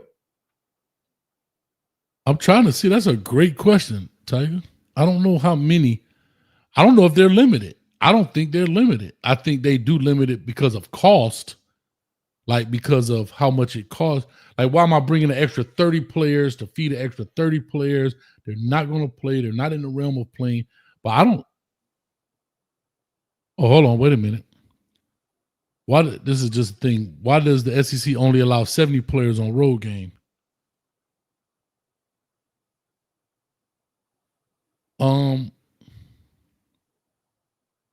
Okay, it said, this is what it says. All the Power 5 conferences limit you to 70. Okay, I don't know. well, I knew it was somewhere around there. Well, you can have 3 kickers if you got 70. You got room to play with. I don't know. We'll see. Rawhide, what's up with you, baby? Listen. So, like I say, I'm here, dog. Let's chop it up before we get into this dessert, man. We trying to get these likes up. Y'all go ahead and hit these likes, man. All right. So, you heard the whole thing about Fran Brown with the wide receiver there. They wanted the $2 million. We know Miami tricking right now. Y'all gave Vick oh my God. And did you see what the coach from Ole Miss said about Vick? They was like, he was on the pivot. And they was like, Miami gave him that. Did they see the game against us when he was like, I don't know, 14 for 20, 28 or something like that with 1 interception, no touchdowns? What's your question? What's your question? So he's saying pretty much Miami just, are y'all buying damaged goods? The dude he wasn't great when he was playing, and then he got injured on top of that. And y'all feel comfortable with paying him that much money? Well, here's what I'll say. It ain't tricking if you got it, first of all. Second of all, I do agree, right? He's hurt. I don't know how he's going to come from that. I don't know what his prognosis is in regards to what they're saying, how he's going to recover. But here's where Miami's in an interesting predicament. And I said this on your show when you tried to call me out about, Coach, you got some questions, some explaining to do. Mm-hmm. You bring a guy like Carson Beck in because of the game experiences, the type. Listen now, we talked about this. I got you. I know, but I got to slow it down because you'll be like, you'll cut this up. It'll be like, see, Coach, context matter.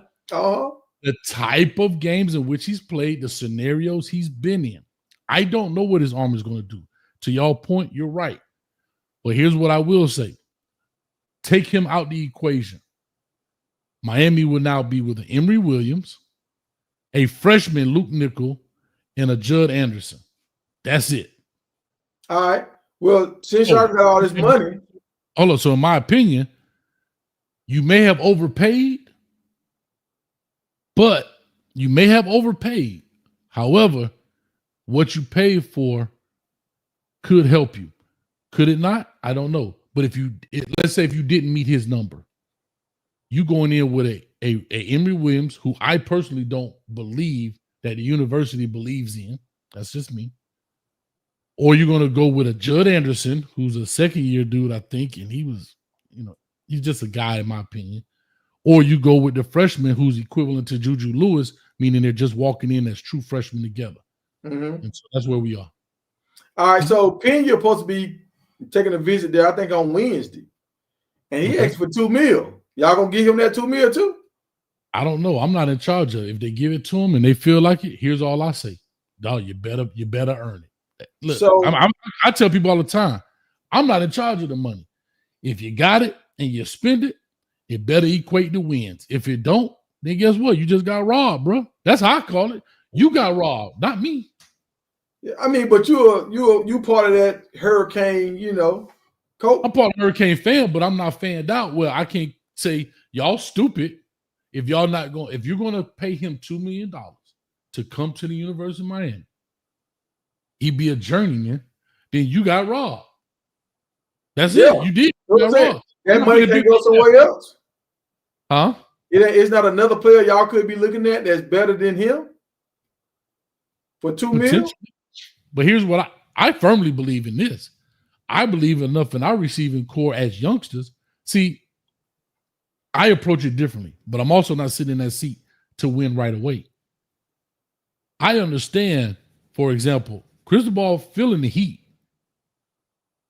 But here's what I would do. I would not have paid Carson Beck. I would not have. I would have went in there with Emory. Emory would be the equivalent to my Caden Salter.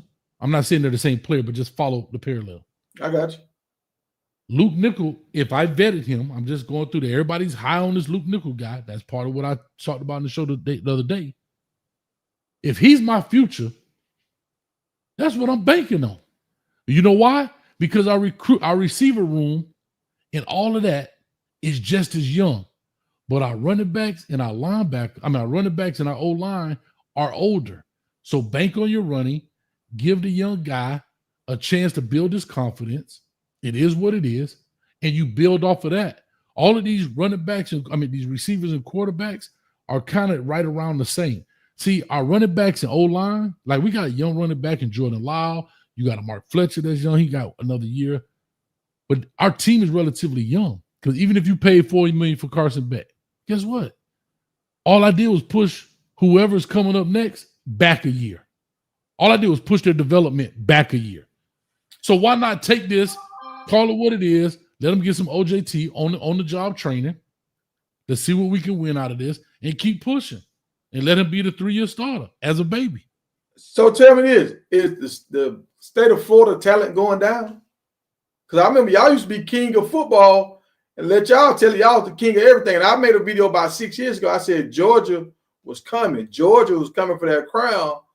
And Florida State couldn't win a game last year. Y'all lose to Georgia Tech every year. Like, has Georgia bypassed Florida? Because y'all got to go get a wide receiver from up north and pay him $2 million? Y'all, I thought y'all had dogs in Florida. What's going on? Well, we do. But guess what? Everybody from up north come to get our dogs, like the Jeremiah Smith, the Brandon Enos's, and those kind of guys. However, I do want to help Georgia out a little bit and let y'all remember this. Please don't get it twisted. Georgia has an influx of Florida players because people moved because of the hurricane and they moved to Atlanta, right? Georgia also has an influx of Louisiana kids who came from the hurricane. So that pushes Georgia up. So let's not get it twisted, Ty. I like where you're going, but understand the influx. Okay, y'all want Travis Hunter? Where Travis Hunter was from? Florida. Where did he graduate from? He got it from Georgia. Yeah, because y'all be shooting and doing all that foolishness down there. People ain't got time for that. I know, but I'm saying these are these Florida kids, right? I'm just saying. So you're getting an influx of a lot of Florida kids and Louisiana kids. See, y'all. Because we know how to act in Georgia. Because we know how to act. Y'all tighten up, act right. You know what I'm saying? Y'all won't have people leaving. But you thought you was the Florida kid. Okay, that sounds good. But y'all need us too now. Y'all, last time I checked, Charlie Ward was from Georgia. You know what I'm saying? Cam Newton went to Florida first. Last time I checked, he from Georgia. You know, so Clemson wanted our quarterback. Look, Clemson got 2 championships from our Georgia quarterbacks. So Hey, we got it now. I say this: we've never been really high on quarterback. Yeah, we had our Teddy Bridgewaters, right? We got our Lamar Jackson, but quarterbacks from the state of Florida was never, I think, even at the Miami, the University of Miami, we all went to California to get those quarterbacks, right? Yeah. So those guys are starting to come around. But so I get all that. But dog, come on. You want to say about Cam Newton? Man, dog, I could go down the list and list of just Florida players. Stop it.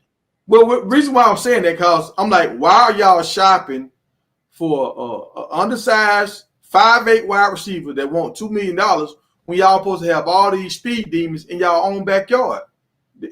What's going on with that? Why y'all passing over the guys that's already talented? Why y'all won't get on that bread? I don't know. You're right. I like I said, I'm not in the rooms. I don't claim to be an insider. I don't claim to have answers, and I'm not going to tell you something because it sounds good. I don't know why they're going after Trevor Pena.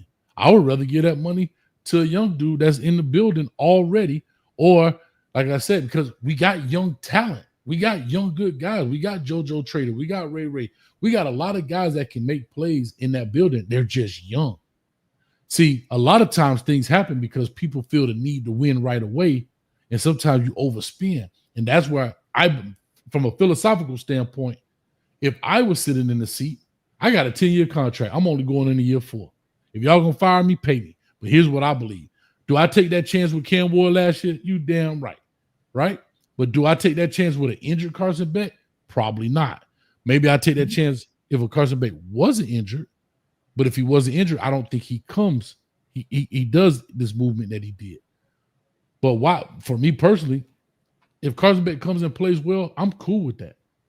But I'd rather say, hey, I came in my first 3 years, I threw stuff against the wall, we made it happen. Now I'm going to build this because I got a good core. I've eliminated all of the stuff they talked about Manny Diaz. I've had a chance to implement my culture, implement my scheme, implement my philosophy. And now let's build this thing from the ground up, because we do believe in the transfer portal at Miami, but we also believe in high school recruiting. These guys now going into year 4, think about this. They are now juniors. It's their turn anyway. So what we waiting on? That's all I'm saying. So I just feel like Miami don't know how to evaluate y'all own talent. Like, because like y'all let Teddy Bridgewater get out of there. Y'all let Lamar Jackson get out of there. So like y'all don't value y'all talent. Y'all will pay a guy from another state. Well, Vick is from Jacksonville, so I'll give y'all that. He is from Jacksonville. But I'll say this: Teddy Bridgewater technically was supposed to come to Miami, and then Charlie Strong came in and snatched him, right? In essence, right? So those type of things happen. Lamar Jackson, to your point, guess what? That damn Lamar Thomas, who played for the U, came and snatched Lamar Jackson from his alma mater, and took him to Louisville. So we know what talent is. The problem is, just because you wear a U on your helmet don't mean you from the crib. You just got hired there. But guess what? A U player, Lamar Thomas, understood who Lamar Jackson was and took him to Louisville. So I get where you're going with it, but don't get it twisted, Tiger. Come on now. Come on. This is easy work right here. Yeah, you stuck. Talk to me, Tiger. Yeah, I'm freezing up. I'm coming back. All right. But yeah, so I just want to make sure y'all understand y'all mishandling y'all funds. So don't be mad because y'all tricking away the money, but y'all tricking it on the wrong guys. Bro, that dude make $8 million a year. He got to answer those questions, and I ain't got no problem asking him. I don't have no problem getting on my podcast saying, bro, you make $8 million a year. You the CEO of that thing. You out here misappropriating funds for $4 million. I give you the work. I give you the blues here, dog. So I'm just saying, I ain't got no problem. See, the problem is I don't, as they say, glaze. I don't glaze to you. You understand? I love exactly what it is. I got a question for you because we had this on our show the other day and we were kind of going back and forth. At their height, when they was playing in the league, who you think had the most height? Coach Prime or Mike Vick? Not right now. When they was in the league. In the NFL? Yeah, when they was playing in the NFL. Who had the most hype? Yeah, who did people tune in to watch the most?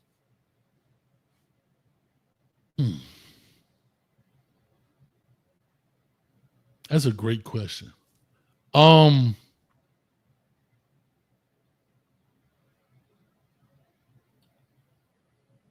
say this,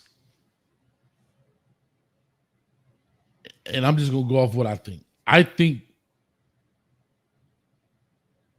Vick may have had it by a small margin. Here's why. Just let me say why. I want to say Prime so bad. I really do. But because Vick was the quarterback and because he was so phenomenal running the ball and making people look crazy and so forth, he had the ball every time in his hand. Prime didn't have the ball every time. Prime made plays on the ball. But when the quarterback got the ball in his hand every play you glued to the TV.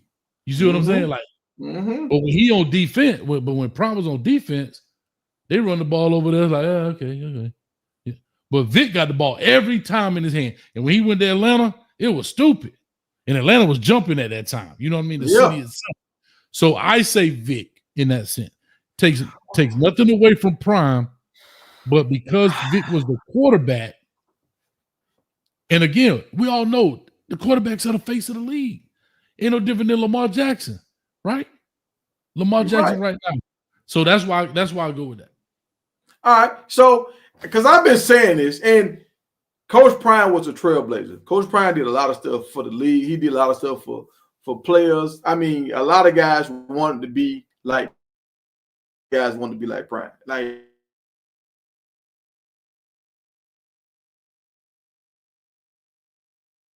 I think my dog's stuck again. The satellite moving.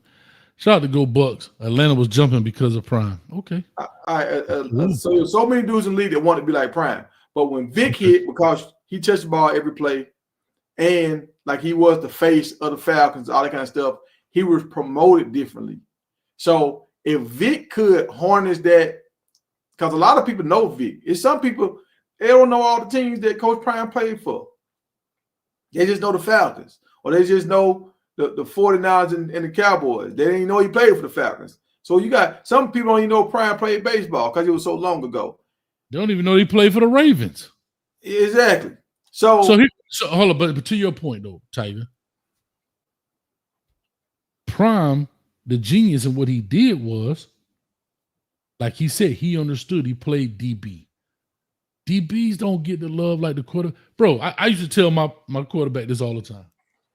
Brother, I don't care if my safety intercept the ball, the game-winning stop. The reporter going to interview me first, the quarterback second, and he might get to the dude that made the interception. The quarterback is the face of the franchise of everything. So in Prime's genius, he understood that. So what did he do? He had to create Prime. Exactly. Michael Vick, because of the position he played and how spectacular he was with his legs and moving and all of that stuff, the left hand and all that craziness, right? Mm-hmm. He was automatically being promoted because he on the tickets. Exactly. So now, imagine if he would have had Prime's marketeering prowess, it would have been through the window. It would have been through the roof. But yeah. So, can you hear me? Yeah, I'm listening. All right. So, with Vick, right now, with this transition, he being a head coach, and he kind of taking the same route that Coach Prime did, Vick needs, in my opinion, Vick needs to hire somebody that's with him. I ain't going to say every hour of the day, but when he's on that field, when he's in the office, he need to have somebody that understands media that can promote his brand, because Vick can be the quiet person in the room. Even when they ask Vick questions during certain interviews, I have got frustrated with Vick because I know some stuff about Vick that he won't even mention. And he just kind of sit up there like, well, it's ball. I'm like, Vick, come on, man, get the people what they want. So he don't have the personality to grab people and bring them in like Prime does.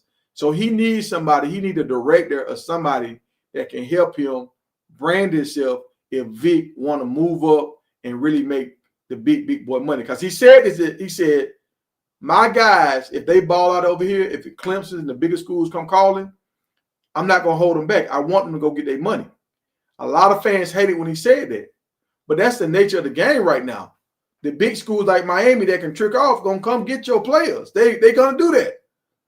But players won't go to your school if they feel like you're gonna hold them back.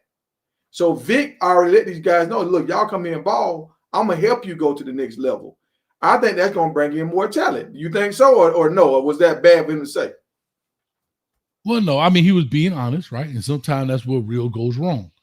But here's what I will say. Here's what I will say. And this is where the problem is with cult members. Not calling you, dog, but cult members in general. Coach Prime is going to do it. Yes. But everybody ain't him. I said that. In the words of FAMU, as the band, if you ever been to the game, often imitate it, but never duplicate it. Just because you're a great player, you don't have the same mouthpiece as Prime. You don't have the same vision when it comes to this as Prime. You don't have that. Vick doesn't possess that. Eddie George doesn't possess that. Even Deshaun Jackson doesn't possess. Now, they may have those same characteristics on the field. But you got to remember, this Mike Vick first time not talking about his game, but talking about other people's game. Mm-hmm. Right? Mm-hmm. He on training wheels right now. Yes, great player. It's still football, but it's a total different avenue, a totally different lane. And people have to understand that. And the biggest misconception in the world was because he was a great player, right? Mm-hmm. That doesn't mean it automatically translates to being this just know-it-all coach. Because the questions he's answering now, he's never answered as a player. When he was asked questions as a quarterback, hey, Vic, on 3rd and 14, when you saw da-da-da-da-da, he's answering as a player. Now, he has to answer him. Hey, so the development of the left tackle, he was never asked that as a quarterback. He was never asked these particular questions. So the process and all of that is different. Whatever he did for 15 years or the past 10 to 15 years is totally different than from a player answering to a coach answering. Same for Deshaun Jackson. I got you. But if you're these young kids, do you think what Vick said hurt the program or did it help the program? No, I don't know. I think he was being honest, and that's why I said when keeping it real goes wrong. I think what he was trying to convey was, if you don't have anything going, come here. And if you ball out, I'm not going to hold you here. I want you to go on. So I don't think it, in essence, hurt the program. What he was basically saying was, you come here, we could be a developmental program to the Power 5 or Power 4, rather. That's what I think he was trying to convey to people. But again, right, this is where you talk about messaging. As a player, he never had to come up with this kind of stuff. So it's about not what you say, but how you say it, right? Hey, man, here at Norfolk State right now, you know what? We want to bring guys in. Y'all may not have the opportunity you think you deserve, but come here and ball out. And if a big boy come, guess what, baby? I ain't going to hold you back. I'm going to help you pack your bag because I want you to get your money. See, it's about how you say it. Exactly. So that's why I'm saying he need to have a producer or somebody that loves media in his back pocket. So when some of this happens, he put out another video explaining himself, like what's the real complete thought. That's fine.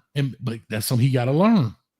And these are the learning curves I talk about when everybody think because you were a great player, you have all the answers with a headset on. It's way different than a helmet on. Yeah. That's something he's going to have to learn, or he has to recognize that he may need. But that takes time. It don't happen just right away. You understand?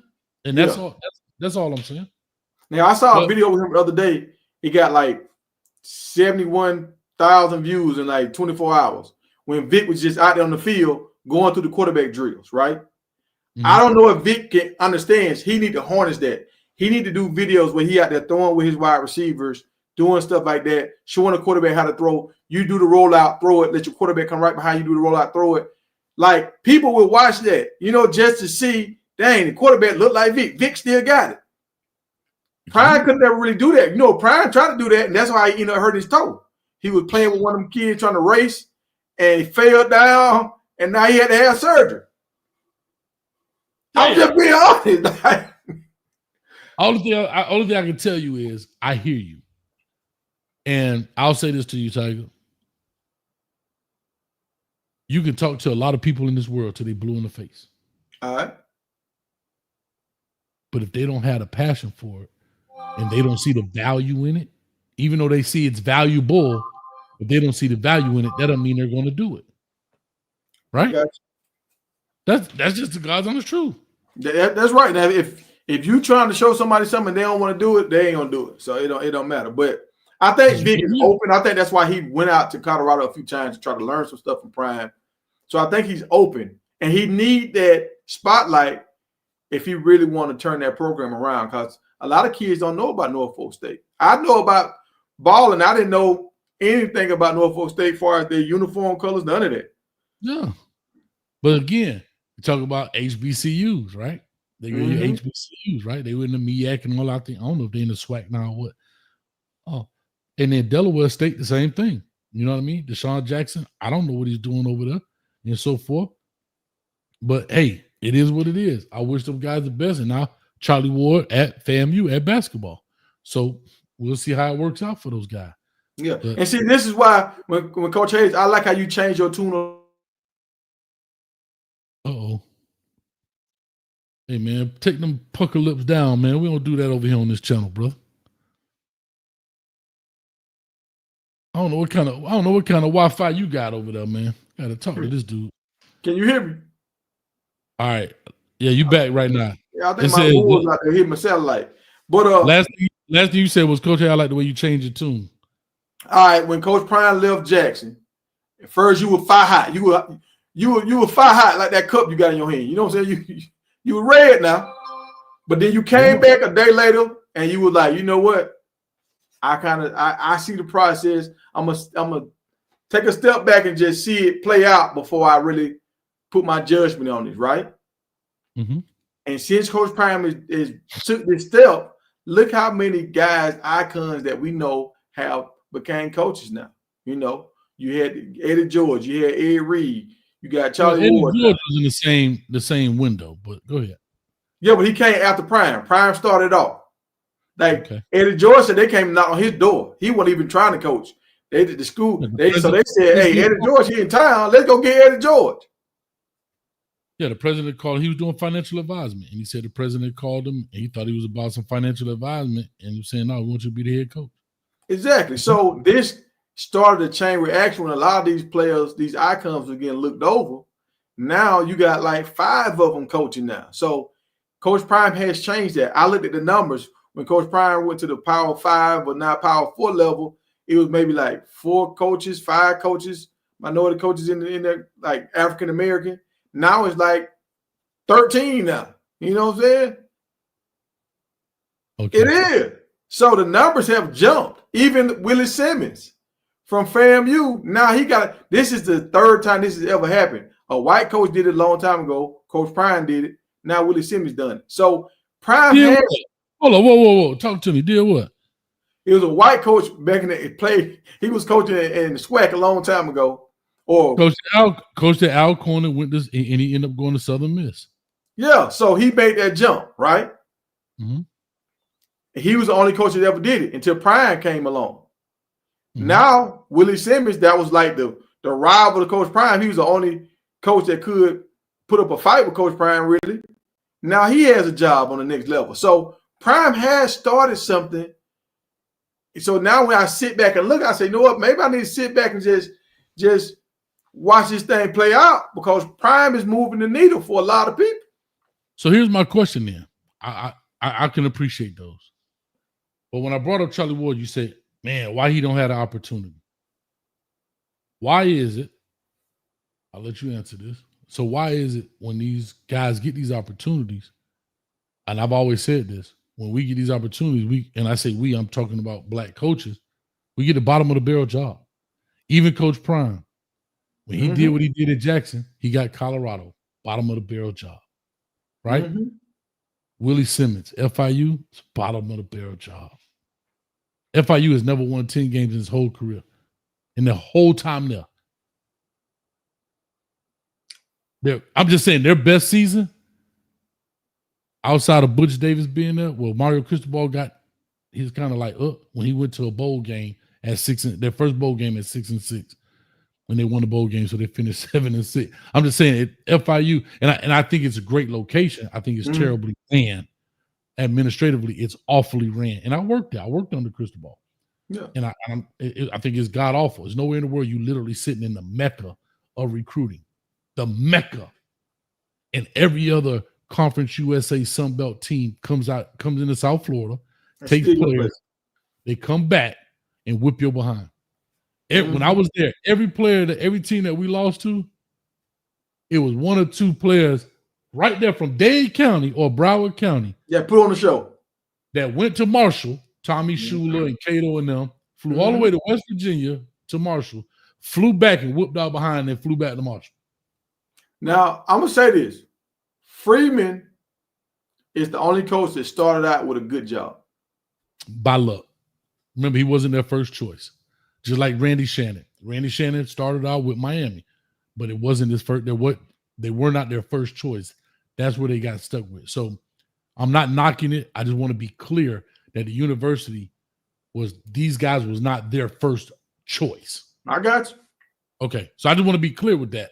It was kind of like the players stepped up for Freeman. Shout out to Freeman, though. And he done a great job in a short time. But shout out to Freeman. And the players stepped up and said, this is what we want. But the university was not their first choice. I got you. I got you. So Prime has changed a lot of stuff, though. Like, he's changed a lot.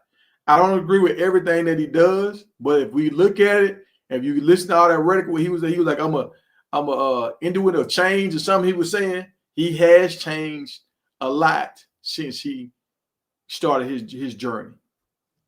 So let me ask you a quick question. What's the biggest thing you think that you like that he has changed?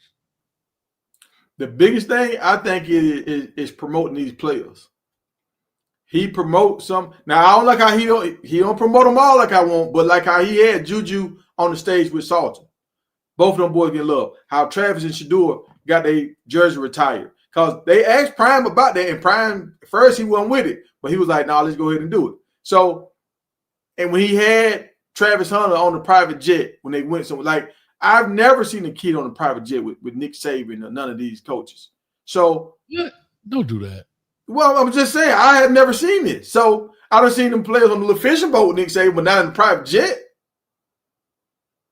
You talking about like when they go to like the Big 12 conference and stuff like that? Yeah, when Travis and they went to ESPN or something like that, and they do a photo shoot for Sports Illustrated, and they all flew together on the jet. Like, I ain't never seen that before. But it probably happened, but it never was shown. So Prime is opening up things and like some of the stuff Prime is doing, he talking to Fran Brown, and our Fran Brown, he told his players they can't spend like 40% of their NIL stuff. They have to save that money. So now you got coaches that actually caring about these kids, and they're not gonna let them just splurge. Coach Prime made his players get insurance policies and stuff. Like, they making these players make better decisions as men and not just go out here and have fun. Now, I don't really like all the chains and the gold and all that. To me, that's just you blowing a lot of money out these like how George Seaton had the Maybach or whatever. I don't like that. I don't like that because that's blowing a lot of money. And you can't get this money back once your knee get blown out. That's fair. Yeah, but I feel like they trying to make these kids make better, smarter decisions, and he's showing it. Like right now, I think they're gonna have the highest GPA. So you talk about the change and all that, but then you also got to throw in there they got the highest GPA in college. And we talking about Stanford and Georgia Tech and all them combined in there. Okay. So those are the changes he's doing. He's giving these kids a platform. He's not holding them back. He's not holding them back, which a lot of these coaches hold these kids back.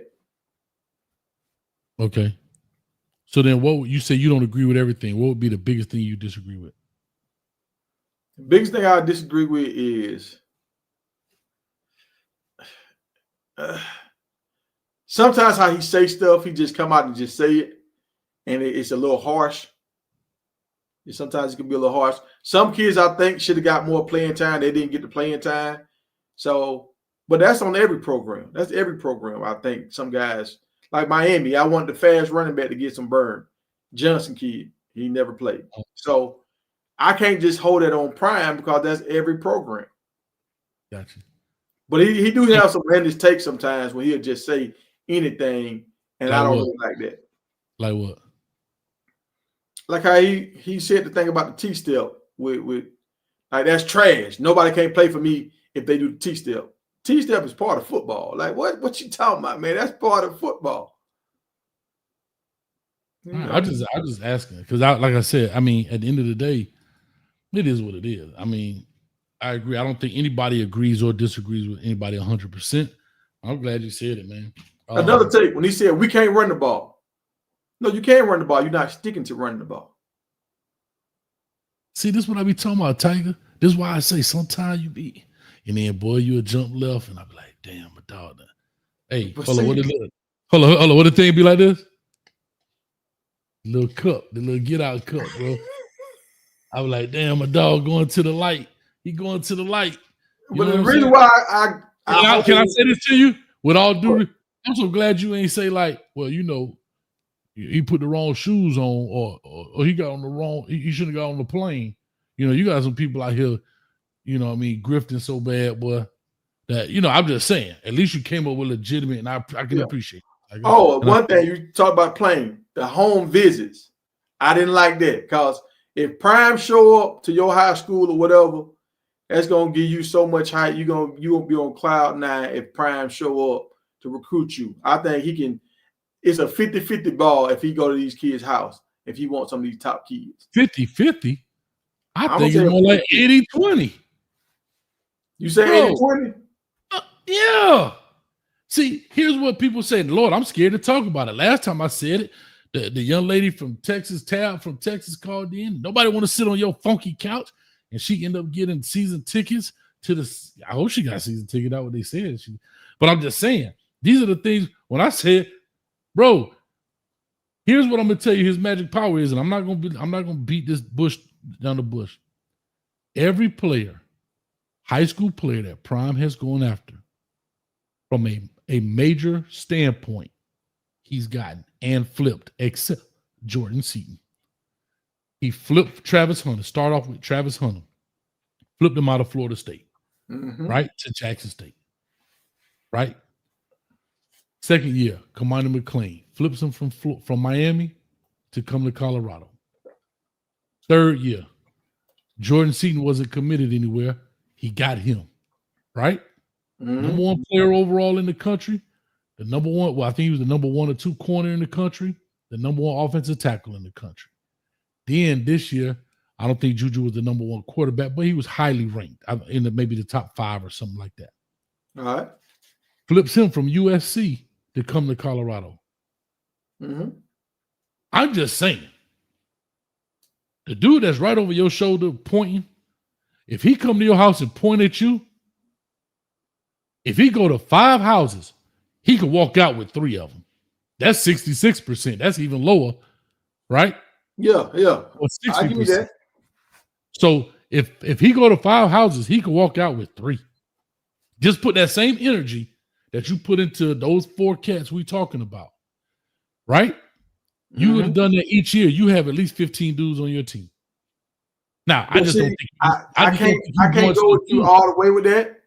The reason why I can't go with you all the way with that, because Colorado didn't have the money to pay these boys. Like, it's cool Prime showing up. That's why I said the 50-50. That's bull crap. No, because I like Coach Prime, but Ohio trying to give me a bag. And I'm finna go get this bag because mama needs some new shoes. Sir, you know why I know that's bull crap? Because Prime was making the money. They was making the money at like this. The part that like this is here we go. You about to get to the cup, dog. See, here you go. You was cool, and now you on your way back. When y'all say they don't have the money, how? When everybody talk about Boulder's the richest, Colorado's the richest, this, that, and the other. They got all these billionaires, all these multi-million-dollar companies, and Prime is still Prime. Prime went to Jackson State and had Walmart put in the damn thing. He got the flights from, I guess, Delta or United, wherever he got them from. He's still Prime. And you going to tell me he can't get bag money for these shorties? Well, he got the Boulder, And you remember, all this is new. All this paying these kids is new. So a lot of people was against it. But when he got to Boulder, they was in the hole. And they had already asked these donors for a lot of money to build a facility. So a lot of these donors kind of tapped out, like, look, we don't give y'all all this bread and y'all losing. Now y'all bringing this dude over here talking all this crazy stuff, loudmouth guy. Man, miss me with that. And now he's starting to win. No problem. That's year one. I get it. He only get one guy. Year two, he done made the money back in year one. But see, in year no, they were still right there at it. Year two. Now they out of the red. Now they good now. They in the green now. So now they should have some money. And now he ended up having a good showing last season, but it's still a question mark. Now your superheroes are gone. Travis gone. Shadour's. Is this really a real problem? Back to my problem. I know you like support. I'm cool. But imagine those cats come in. Guess who's a junior now? Who? The first year guys would now be in their third year of college, and they would have came in as puppies. That's what I was saying. So imagine if you got not just Kamani, and Kamani left. So you also got to take that into consideration. Unfortunately, he lost one in Kamani. It happens. I'm not mad. It happens. But Kamani, if he would have came, Kamani would have been in what? Year 3, going into year 3 of college. But you remember now, Coach Prime was talking about this. A lot of these guys, time they sit down, and Nick Saban talked about this. They talking about money right off the bat. Nick Saban had the money to pay, but Prime really didn't have the money to pay because he said, look, I don't control the money. Y'all go talk to the man about the money. I don't control the money. Because he know he can't say nothing about it. Come on, dog. You know that, and I know that. Because they're not supposed to be a part. That's the difference between him and Fran Brown. Fran Brown, like, man, I ain't paying that, but you know he ain't supposed to be part of it. But at the end of the day, if y'all don't think Coach Prime understands how much Juju Lewis getting paid, or how much NIL this person was getting paid, or Jordan Seaton was getting paid, then y'all are naive as hell. But see, now I think Juju is a beneficiary. He benefit from the whole process. All right, you went through the first 2 years. Now Shadour's gone, Travis is gone. Some of that money free up. Now Shadour can get the bag. Now they can probably go get another D lineman, another offensive lineman, because now they can share some of that money they got with Travis because he's vacated the premises. Shadour is gone. Shiloh is gone. So now you can spread some of this money around. And now you might get a few more people to buy in that might give a little bit more money. So now they might really have a $15 million bag that they can spread out. But before, they didn't have that. I heard, let me see.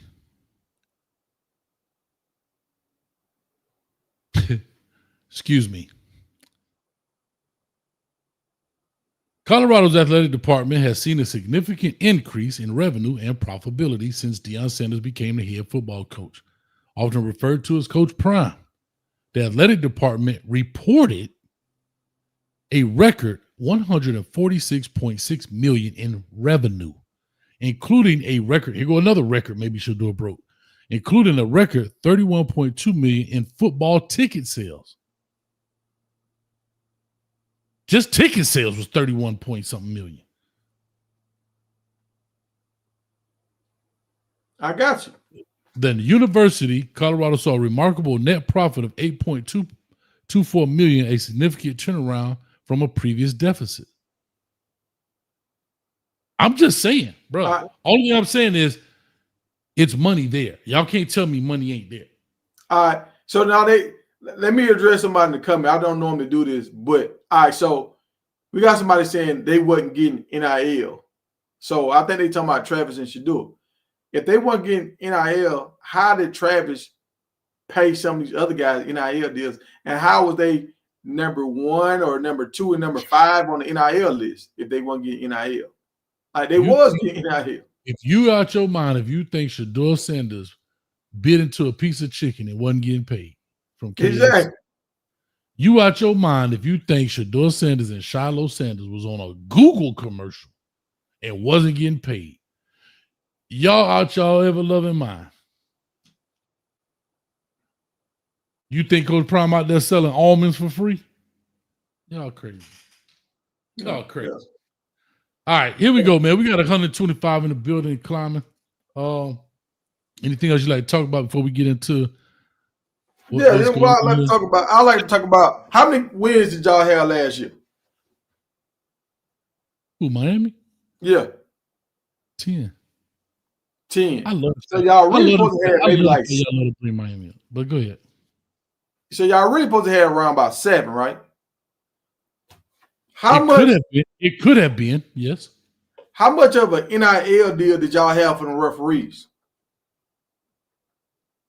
Because they were cheating for y'all last year. Really?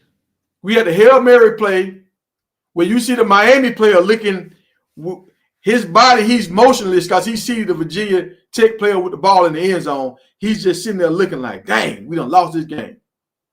They gave that game away. You had the targeting play when everybody seen that was targeting, knocked that dude out. Oh, we ain't going to call that. So, I mean, the official was cheating for y'all all last year. So can y'all really take them 10 wins? Yeah. Because if you look at it, Colorado was on the opposite side. Colorado wasn't getting. Yeah. See how the devil worked? God worked the same way. He cut that crap off. Hold on, start over, Tiger, because you was locked up for a second. Go ahead. You said Colorado didn't what? So somebody hit my show and it was just like, hey, have y'all noticed none of our defensive ends, D linemen have got a holding call the whole year? And we was going into this is the game I thought I was going to do a lot with you. The game you got sick, the UCF game. And I was like, nah, I ain't noticed that. So we 5 games in, and it was like we ain't got a holding call on our D linemen all year. So the referees were working against us last year. You know, and y'all got referees working with y'all. I'm still trying to see your point. I'm just trying to. Colorado is better than what a lot of people are thinking, and I think Miami. I think last year they gave y'all some wins to try to give y'all some hype again. I really do. I feel like they gave y'all some stuff. Okay, here's what I'll say, and this is what I love. For some reason, I know that people know I'm a Kane fan. Y'all see it. But I think when people try to use Miami to make a point, I think that's where y'all make a mistake. How many times I got to tell you, I am not fanned out. I ain't trying to say you fanned out. But every time I come on prime time talk, the colors are gold and black, the buffalo roaming, prime pointing, ain't nothing on here orange and green except the background, that little piece right there, which I just put up. That's actually a Tennessee jersey. That's not even Miami. People try to use Miami to make points, and I'm not understanding. Here's what I'll say to that. It's irrelevant. Anytime people try to make the referee argument with me, regardless of the case, I can go back and say, well, what about the 2 safety calls when we tackled the dude in the end zone? And they didn't call a safety. But wasn't that Florida State's year? No, but that's my point. Hold on. You just said Florida State. You even remember the game. They didn't call it. Yeah, but did Florida State go undefeated that year until their quarterback got hurt? Maybe they would not have if they would have called the safety. But that's what I'm trying to get you to understand. Florida State had the green light that year. That's why they went out, won all them games. Last year was y'all green light. And I think next year the green light going to be for Florida.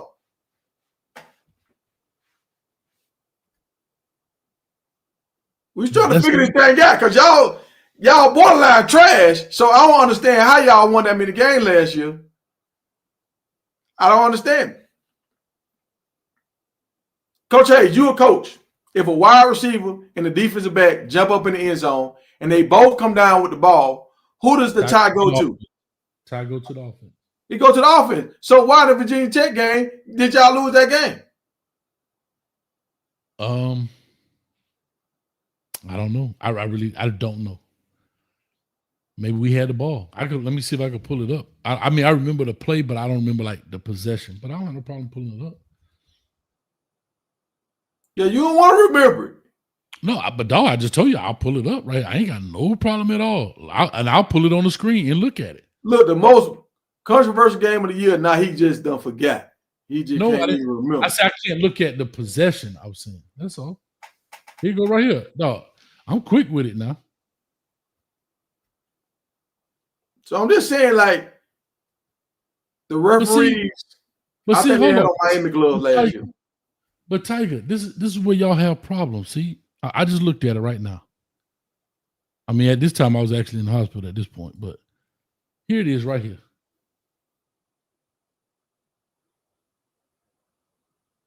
I'm trying to get that point right.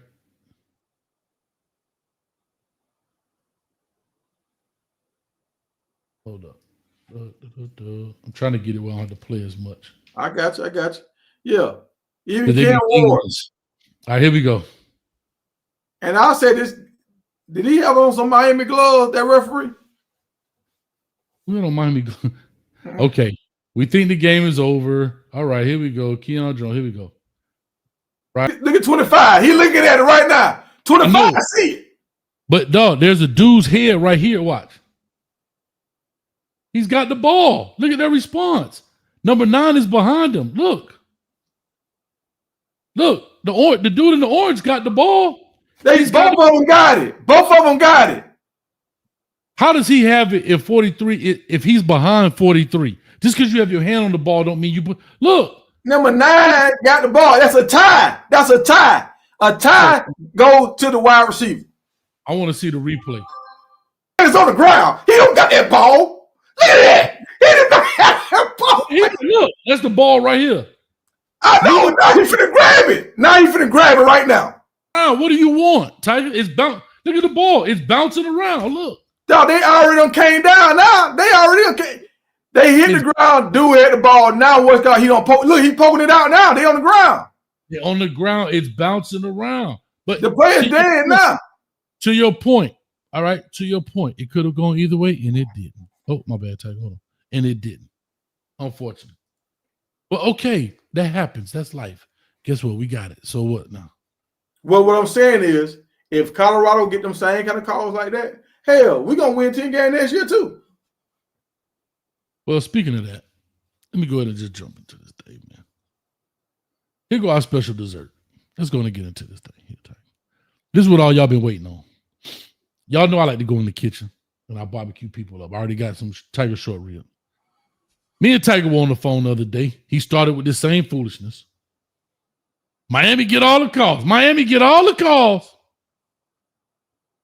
And I'm kind of responding the same way I'm responding now. Tiger, what incident did you bring up?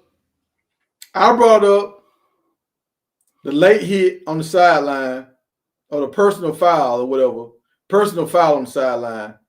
I felt like the guy didn't get a call, or I felt like he should have got ejected. What game you're talking about? Be clear, please. The Colorado State versus Colorado game. First year. Their first year. Yeah, first year. When Travis Hunter got hit on the sideline, when he was up in the air, the ball had already hit the ground. I feel like that was a blatant targeting, and you should get thrown out the game. If the ball don't hit the ground and you hitting the player, you targeting that player. That's what targeting is to me. It's not just because you hit with the crown of your head. It's because you're trying to take somebody out with a malicious hit. Okay. And so I told you the reason they didn't call targeting, they didn't kick the young man out because it wasn't a targeting to the head. It was an unsportsmanlike conduct, right? That's just the letter of the rule. I understand what you're saying. It was a malicious hit, like flagrant 1, flagrant 2. I'll let you explain because a lot of people are going to say, Coach, you be setting this up. Go ahead, brother.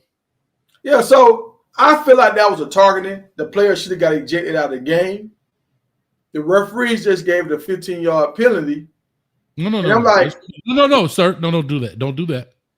On the phone, you said they hate Colorado so much they didn't even call a penalty. That's what I said, because I remember Shador running down and headbutting the guy, and I don't remember nobody else like having a response. So I thought they didn't even call nothing. Shador ran down there and was like, okay, since the referees ain't gonna do nothing, I'm gonna come down here and check this dude.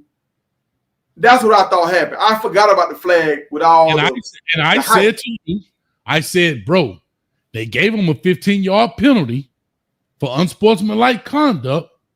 but they couldn't eject him because it was not a targeting to the head.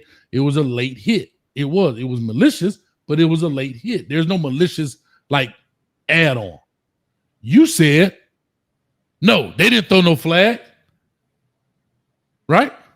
I did say that. I said they ain't throw no flag. And I said, yes, they did. And you said, no, they didn't throw no flag. And I said, yes, they did. And then you said, I would double down on that. They didn't throw no flag. And I said, okay. And then you said, Tiger, come on, don't hesitate. What I said, what you want to do? What you want to bet? And I said, whatever you want. And then you said, I don't know what I said at that point. I started talking about how the referee was cheating for y'all. And then you brought up some eyebrow thing. I want to bet something. Don't you do that, Tiger. What? You said, let's bet an eyebrow. I didn't say that. Yes, you did. Maybe I said that jokingly. Maybe, because I know that's your thing. And I said, that's my thing. And I said to you, Tiger, you don't want to do that. Did I not? You did say that. You said you might want to check the film first. I said you might want to check the film first, and you doubled down again and said, nah, let's bet an eyebrow. Yeah, I said, I don't need to check no film. I know they hate on Colorado. And I said, you might want to, I say, Tiger, man, you may make sure, let's take this back, dog. Take that. I say, take it back. Don't do this to yourself. Did I not? You're right. You tried to save me. But I was off in Colorado land. I was off. I was over in the mountains. I was climbing that mountain. I had a big axe and everything. You was at the Mecca trying to find the cult leader, and you couldn't hit nothing else. And so with that being said, you went to look it up. And what did you find, Tiger? Yeah, I saw the flag. I saw the flag on the ground. There go the flag right there. Yeah, I saw it. I see number 11 right there. So I see you ain't trying to Photoshop this. Nope. Also, you're going to see this, right? Not only that, you're going to see not just that flag, you're going to see the referee. He giving the what? Personal foul. He gave a personal foul call. So, Tiger, unsportsmanlike conduct. Oh!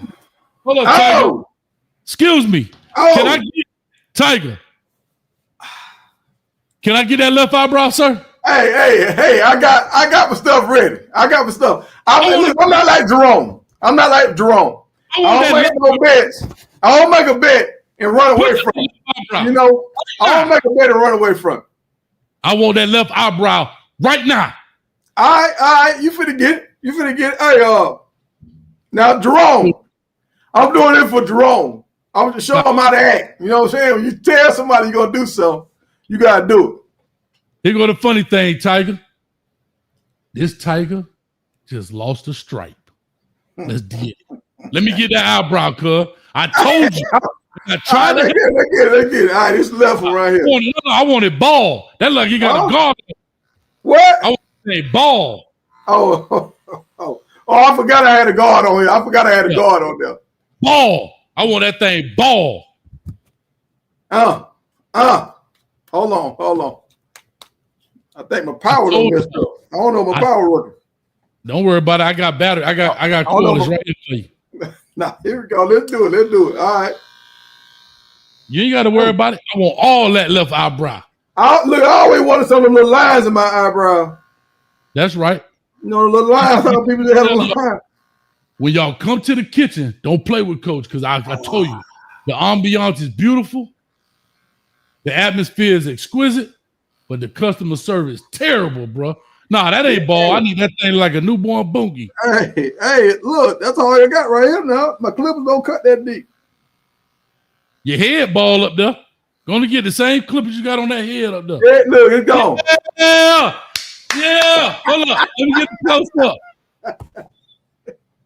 Hey. Oh, he done froze. Look, they gone. Yes, sir. Yeah, your first Vick. So look, Tiger done lost his strike round this thing. I told y'all stop playing. When When you you're come talking greasy. to the kitchen, don't play with me, dog. Look, so I done set the trend now. If somebody comes to the kitchen talking greasy, if they ain't willing to risk no eyebrow, and we got to boot them off the stage. Listen, I tried to tell y'all, dog. I tried to tell y'all. Don't play. Listen, and I tried to see y'all think I'm evil, dog. I tried to walk my dog out of it. I said, Tiger, don't do this. Don't do this. What he did, he doubled down. I asked him again, Tiger, please don't do this. He tripled down. And guess what? This is why I say you be teetering on that cult mentality. You done lost an eyebrow for a dude that Travis Hunter don't even know you. Damn. Travis don't know me. Travis don't know me. Travis Hunter. If you see this, man, help him out. I done already got one person season tickets. I done got another dude some stuff. Man, the dog done shaved the eyebrow off for Colorado. Y'all got to help him out. Send him to a game in Boulder or something. Don't worry about me. Them boys know me. I'm going to tell you how they know me. I'm going to tell you how I know they know me. Last year, we said Travis and Shador, they need to do a reverse play and throw it back to Shador and because Travis can throw the ball. Now, Travis need to throw it to him and Shador catch a touchdown, and both of them need to do the Heisman pose in the end zone. They did that very same play. It didn't work out, and Travis just broke loose and ran and scored, and they still both did the Heisman pose. So they know us over here. They know us. Guess what? Can we give a moment of silence for that eyebrow? The world's smallest violin for you, Tiger. Look good. There it is. Hey, I still look good though. Hey.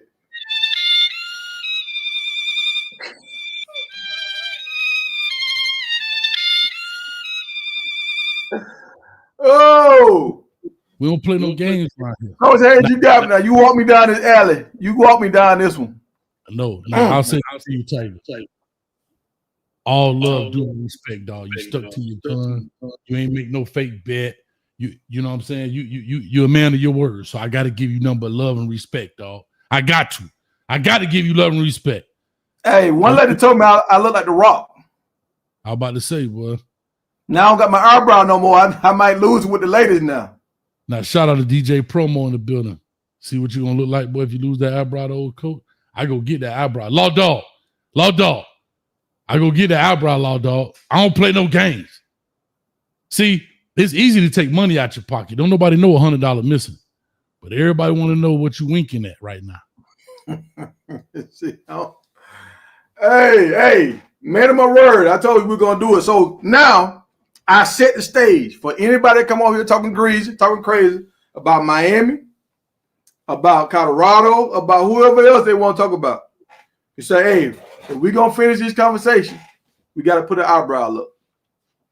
I'm just telling you, dog. I always just say, look, I make it easy.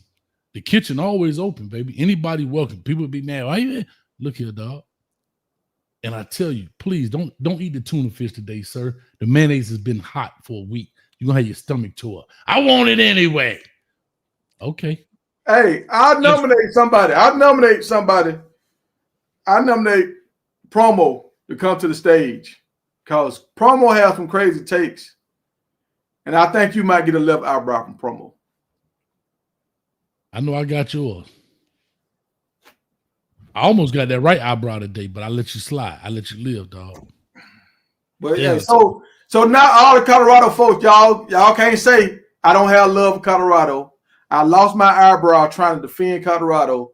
So y'all tune in to the show at 10 o'clock. You know, we go in at 10 p.m. Big Tiger Media. Y'all check us out. I just want to let y'all know, appreciate y'all. Dog, somebody said, bro, you had 2 years to review that film. 2 years. 2 years. Well, here go the worst part, y'all. I told him to review it before he made it. Yeah, you told me. You told me.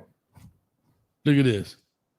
I think it's weird that you bet you thought was an eyebrow. Oh, yeah, so. Hey, look, I'm a man of my word. So look, we're gonna keep doing this. So who is your team? You had to talk like this the rest of the show, to the side. Turn to the side. Look that way. The other way. I got to look this way where you see the good eyebrow for the rest of the show. Damn, boy. My dog gonna be in the mirror like this. So, well, hold on. So you tell me, because I noticed what you did last year. I noticed you tried to, you know how on the ship they had a small little boats so they can escape when the ship started going down? I noticed you put a central forward on your small little boat, and you thought that was going to be your escape route. Now they coaches out of there. They got Frost back in the building. You still on that central forward train? Yeah, actually, the only reason I stopped, man, to be honest, because like I said, I had gotten sick and then coming back, it was just a lot. But yeah, I'm still gonna try to work into it in the summer. I just gotta work it, get it going, like I said, move. But yeah, I still think I like Central Florida. I think they're sitting here in the Mecca and they built a lot up fast. They got a lot going on. They got money, they got all that kind of stuff. Well, you see, Frost went back, and what's my man at Rutgers? What's his name? Machino or something like that? Shiano, yeah. He hasn't really turned Rutgers around. I mean, they say he building, but he didn't do it like Fran Brown did it at Syracuse. Do you think Frost can turn Central Florida back around, or did he lose that magic that he had? I think he can. Now, again, it'll be interesting to find out, because when he was there was no NIL. So I don't know. They got money at UCF. Now, do they have Clemson, Bama, House? No, they don't have that kind of money. I don't believe, or they're not spending it. But they have spent money in their program, because dog, they have built up a lot of stuff in a short period of time. But it'll be interesting to find out. I think they can compete in the Big 12. I just think their quarterback play was just bad last year. I just think it was bad. And that's what hurt him. Dang, boy. That boy out of there. They call that boy, they call that boy, huh? That's your new name. Huh? So who you think will have a better record next year, Miami or Central Florida? Oh, Miami should have a better record. Okay. All right. So you believe in Vick? I believe in either. I think with the record we have and the running game we have, just to be honest, I think we should have a better record regardless. Who do y'all start off against? Come on, dog. It's right there ticking. I know you got an eyebrow. Oh, Notre Dame. Okay, yeah, Notre Dame. So you think y'all gonna beat Notre Dame? Sure. Now here's what I'll say. You want to bet eyebrow on that? No, sir. Yeah. So you just cap. Stop the cap. I said I believe. I didn't say we are, because here's the thing. I have nothing to look at. We didn't have a spring game. Our coaches felt like we can't have no spring game. So I don't know what nobody looked like. I don't know what the O-line looked like, the D-line.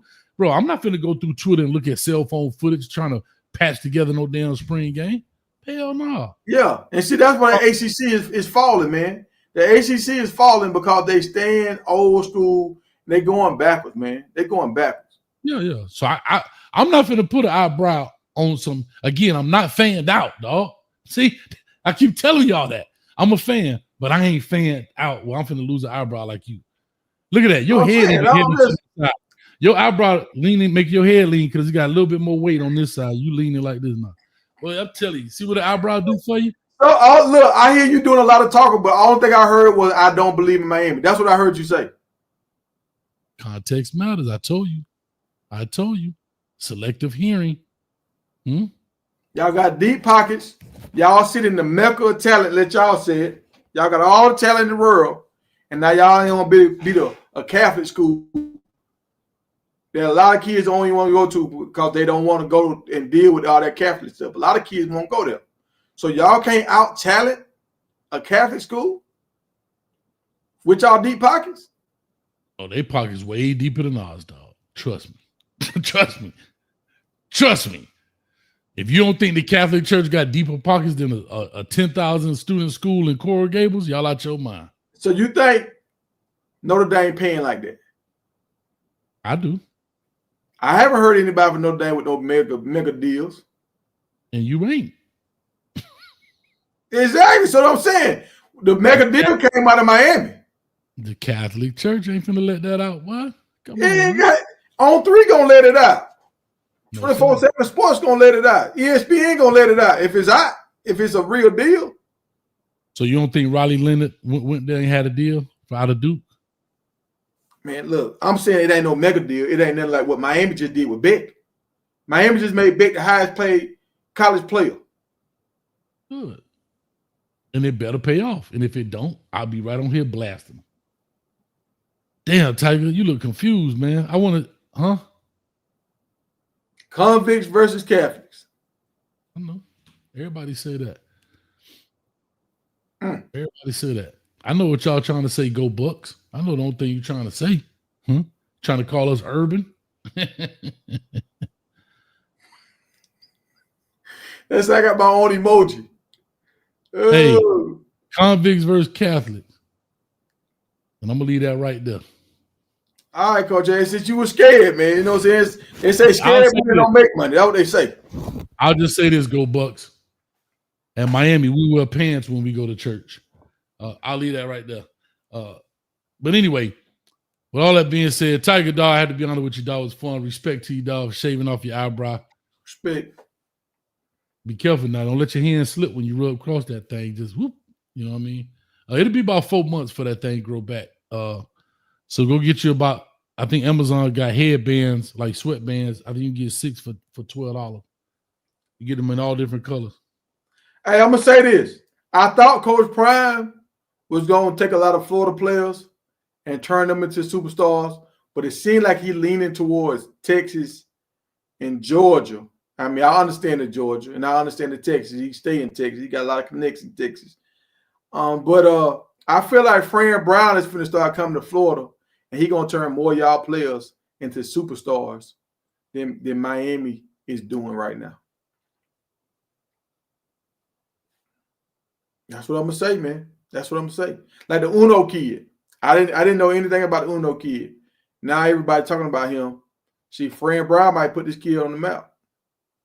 And I heard they got like I think like 30% of Syracuse roster is from like South Florida. Hey, do me a favor, Tiger, if you don't mind. Just turn straight, look straight ahead for just 1 second. Like real straight, real close to the camera if you don't mind. Hey, right, trying to right get a screenshot there. Smile, man. You got this dude, yeah, man. That's perfect. That's perfect. Get this dude, man. See, you don't want to talk about how y'all losing y'all talent to Syracuse. That's perfect. Oh man, you can't wait till I cut this up, boy. Man, look. I'm gonna say this right here. I'm gonna say this, and I'm gonna leave it alone. Syracuse could have got 4.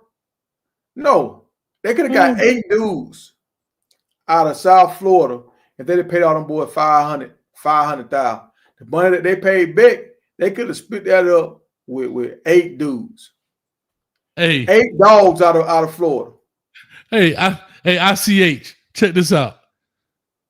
Look at Tiger real close and see if you notice something missing. Apparently you left. He said, y'all still talking? Don't you think Tiger's well done by now? Why are you still cooking him? Hey. Look at Tiger real close and tell me what you think. Don't nobody say it in the chat. ICH, tell me what you think is missing. That's how much I cook. Tell me what you think missing. Because Coach Hayes don't play no games when it comes to the kitchen, man. Man, look. If Miami would spread that money around, y'all could have a real team. Y'all wouldn't lose to Georgia Tech every year. Oh my God, he missing an eyebrow. Hey. Flawed. I try to Tiger. Do you not get that they don't have to split up money? They have to spend. Look, you know what ain't clicking? What isn't clicking? That eyebrow ain't clicking. Turn the other way, Tiger. What ain't clicking is y'all finna lose y'all top talent to schools out of the state because y'all want to pay one dude all this money. Hey, Chris, why is the eyebrow missing? Did he gamble it? Now you got to go back in the video and look. Go back about 20, 30 minutes. You'll find it. Oh. Yeah. Damn, Tiger. You my homeboy, but I had to do you dirty, dog. Hey, I did that to myself, but part of the reason why I did it, Coach Hayes, is to help out the show because I want to hear that. These other dudes that come up here talking real crazy and greasy. I want you to hold them to the same standard. I make the bet every time. They won't do it, dog. Like I said, you got people that won't even pay up their bet. At least you pay it up. Now you get to say, are you a real man like Tiger? Are you a real man? And now you get to hold them to the fire. Only real men have one eyebrow. You right. Mm-hmm. That boy like Popeye.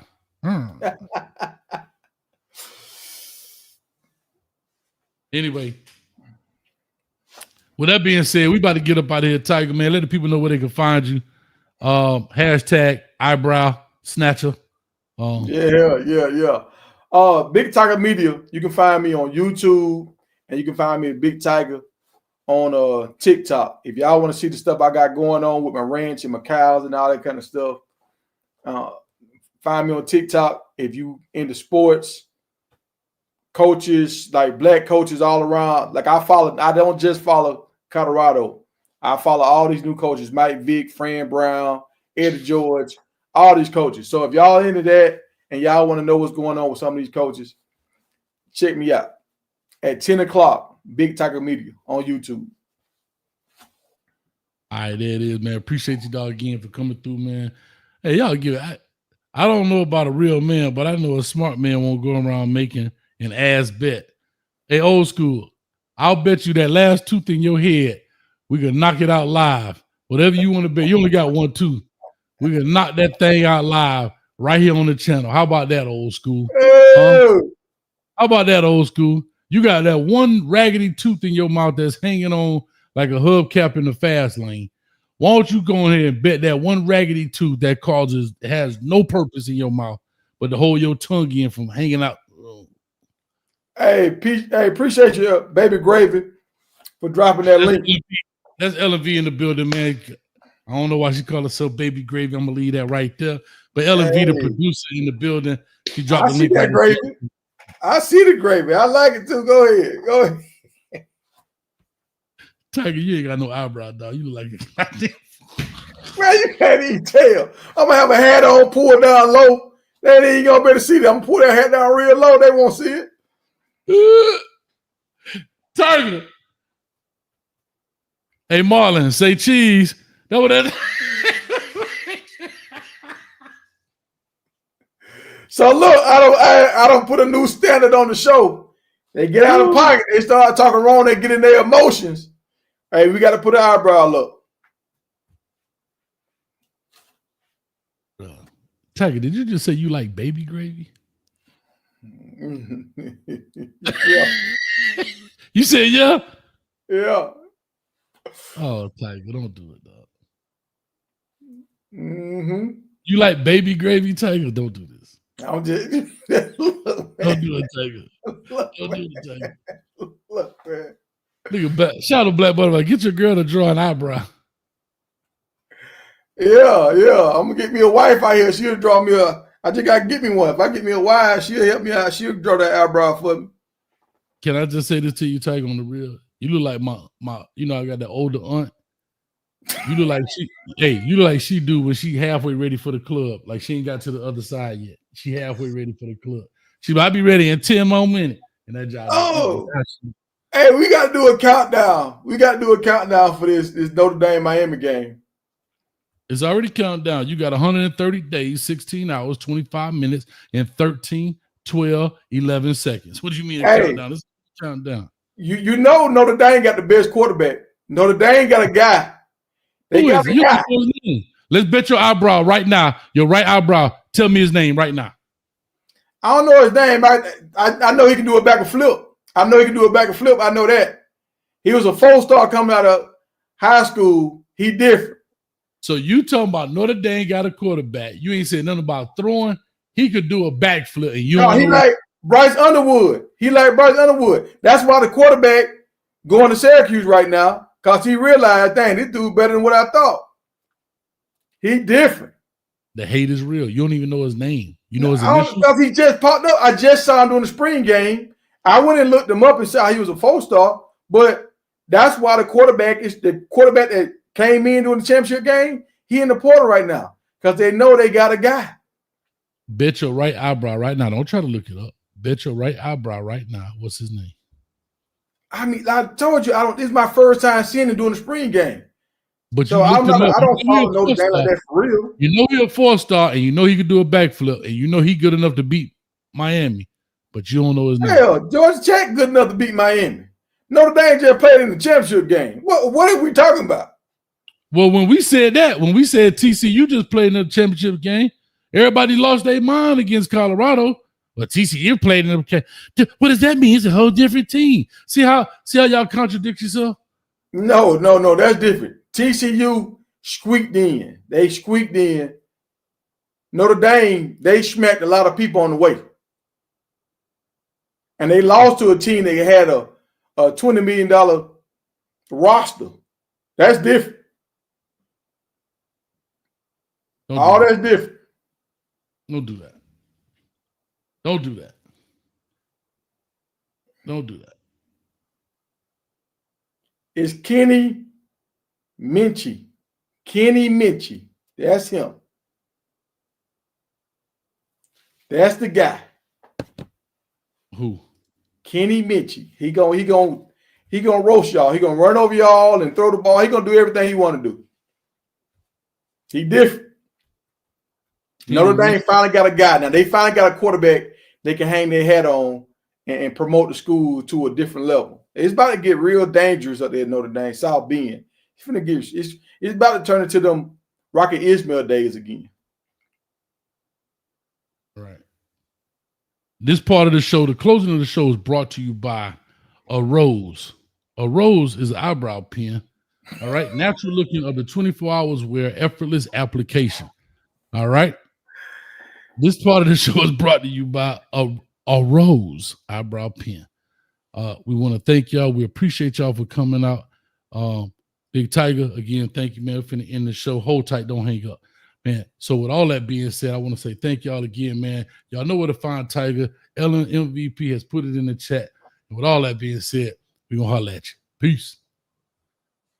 This boy done cut his goddamn eyebrow off. Oh, my God. That boy say, Hey! How you lost your eyebrow, Tiger? Oh, my man. God. Tiger, you done lost your goddamn eyebrow. Hey! I'm sending the doggone Amazon truck to your house tomorrow. It's still saying we live. We still live? I don't know if we live. Your eyebrow ain't alive. That's what I know.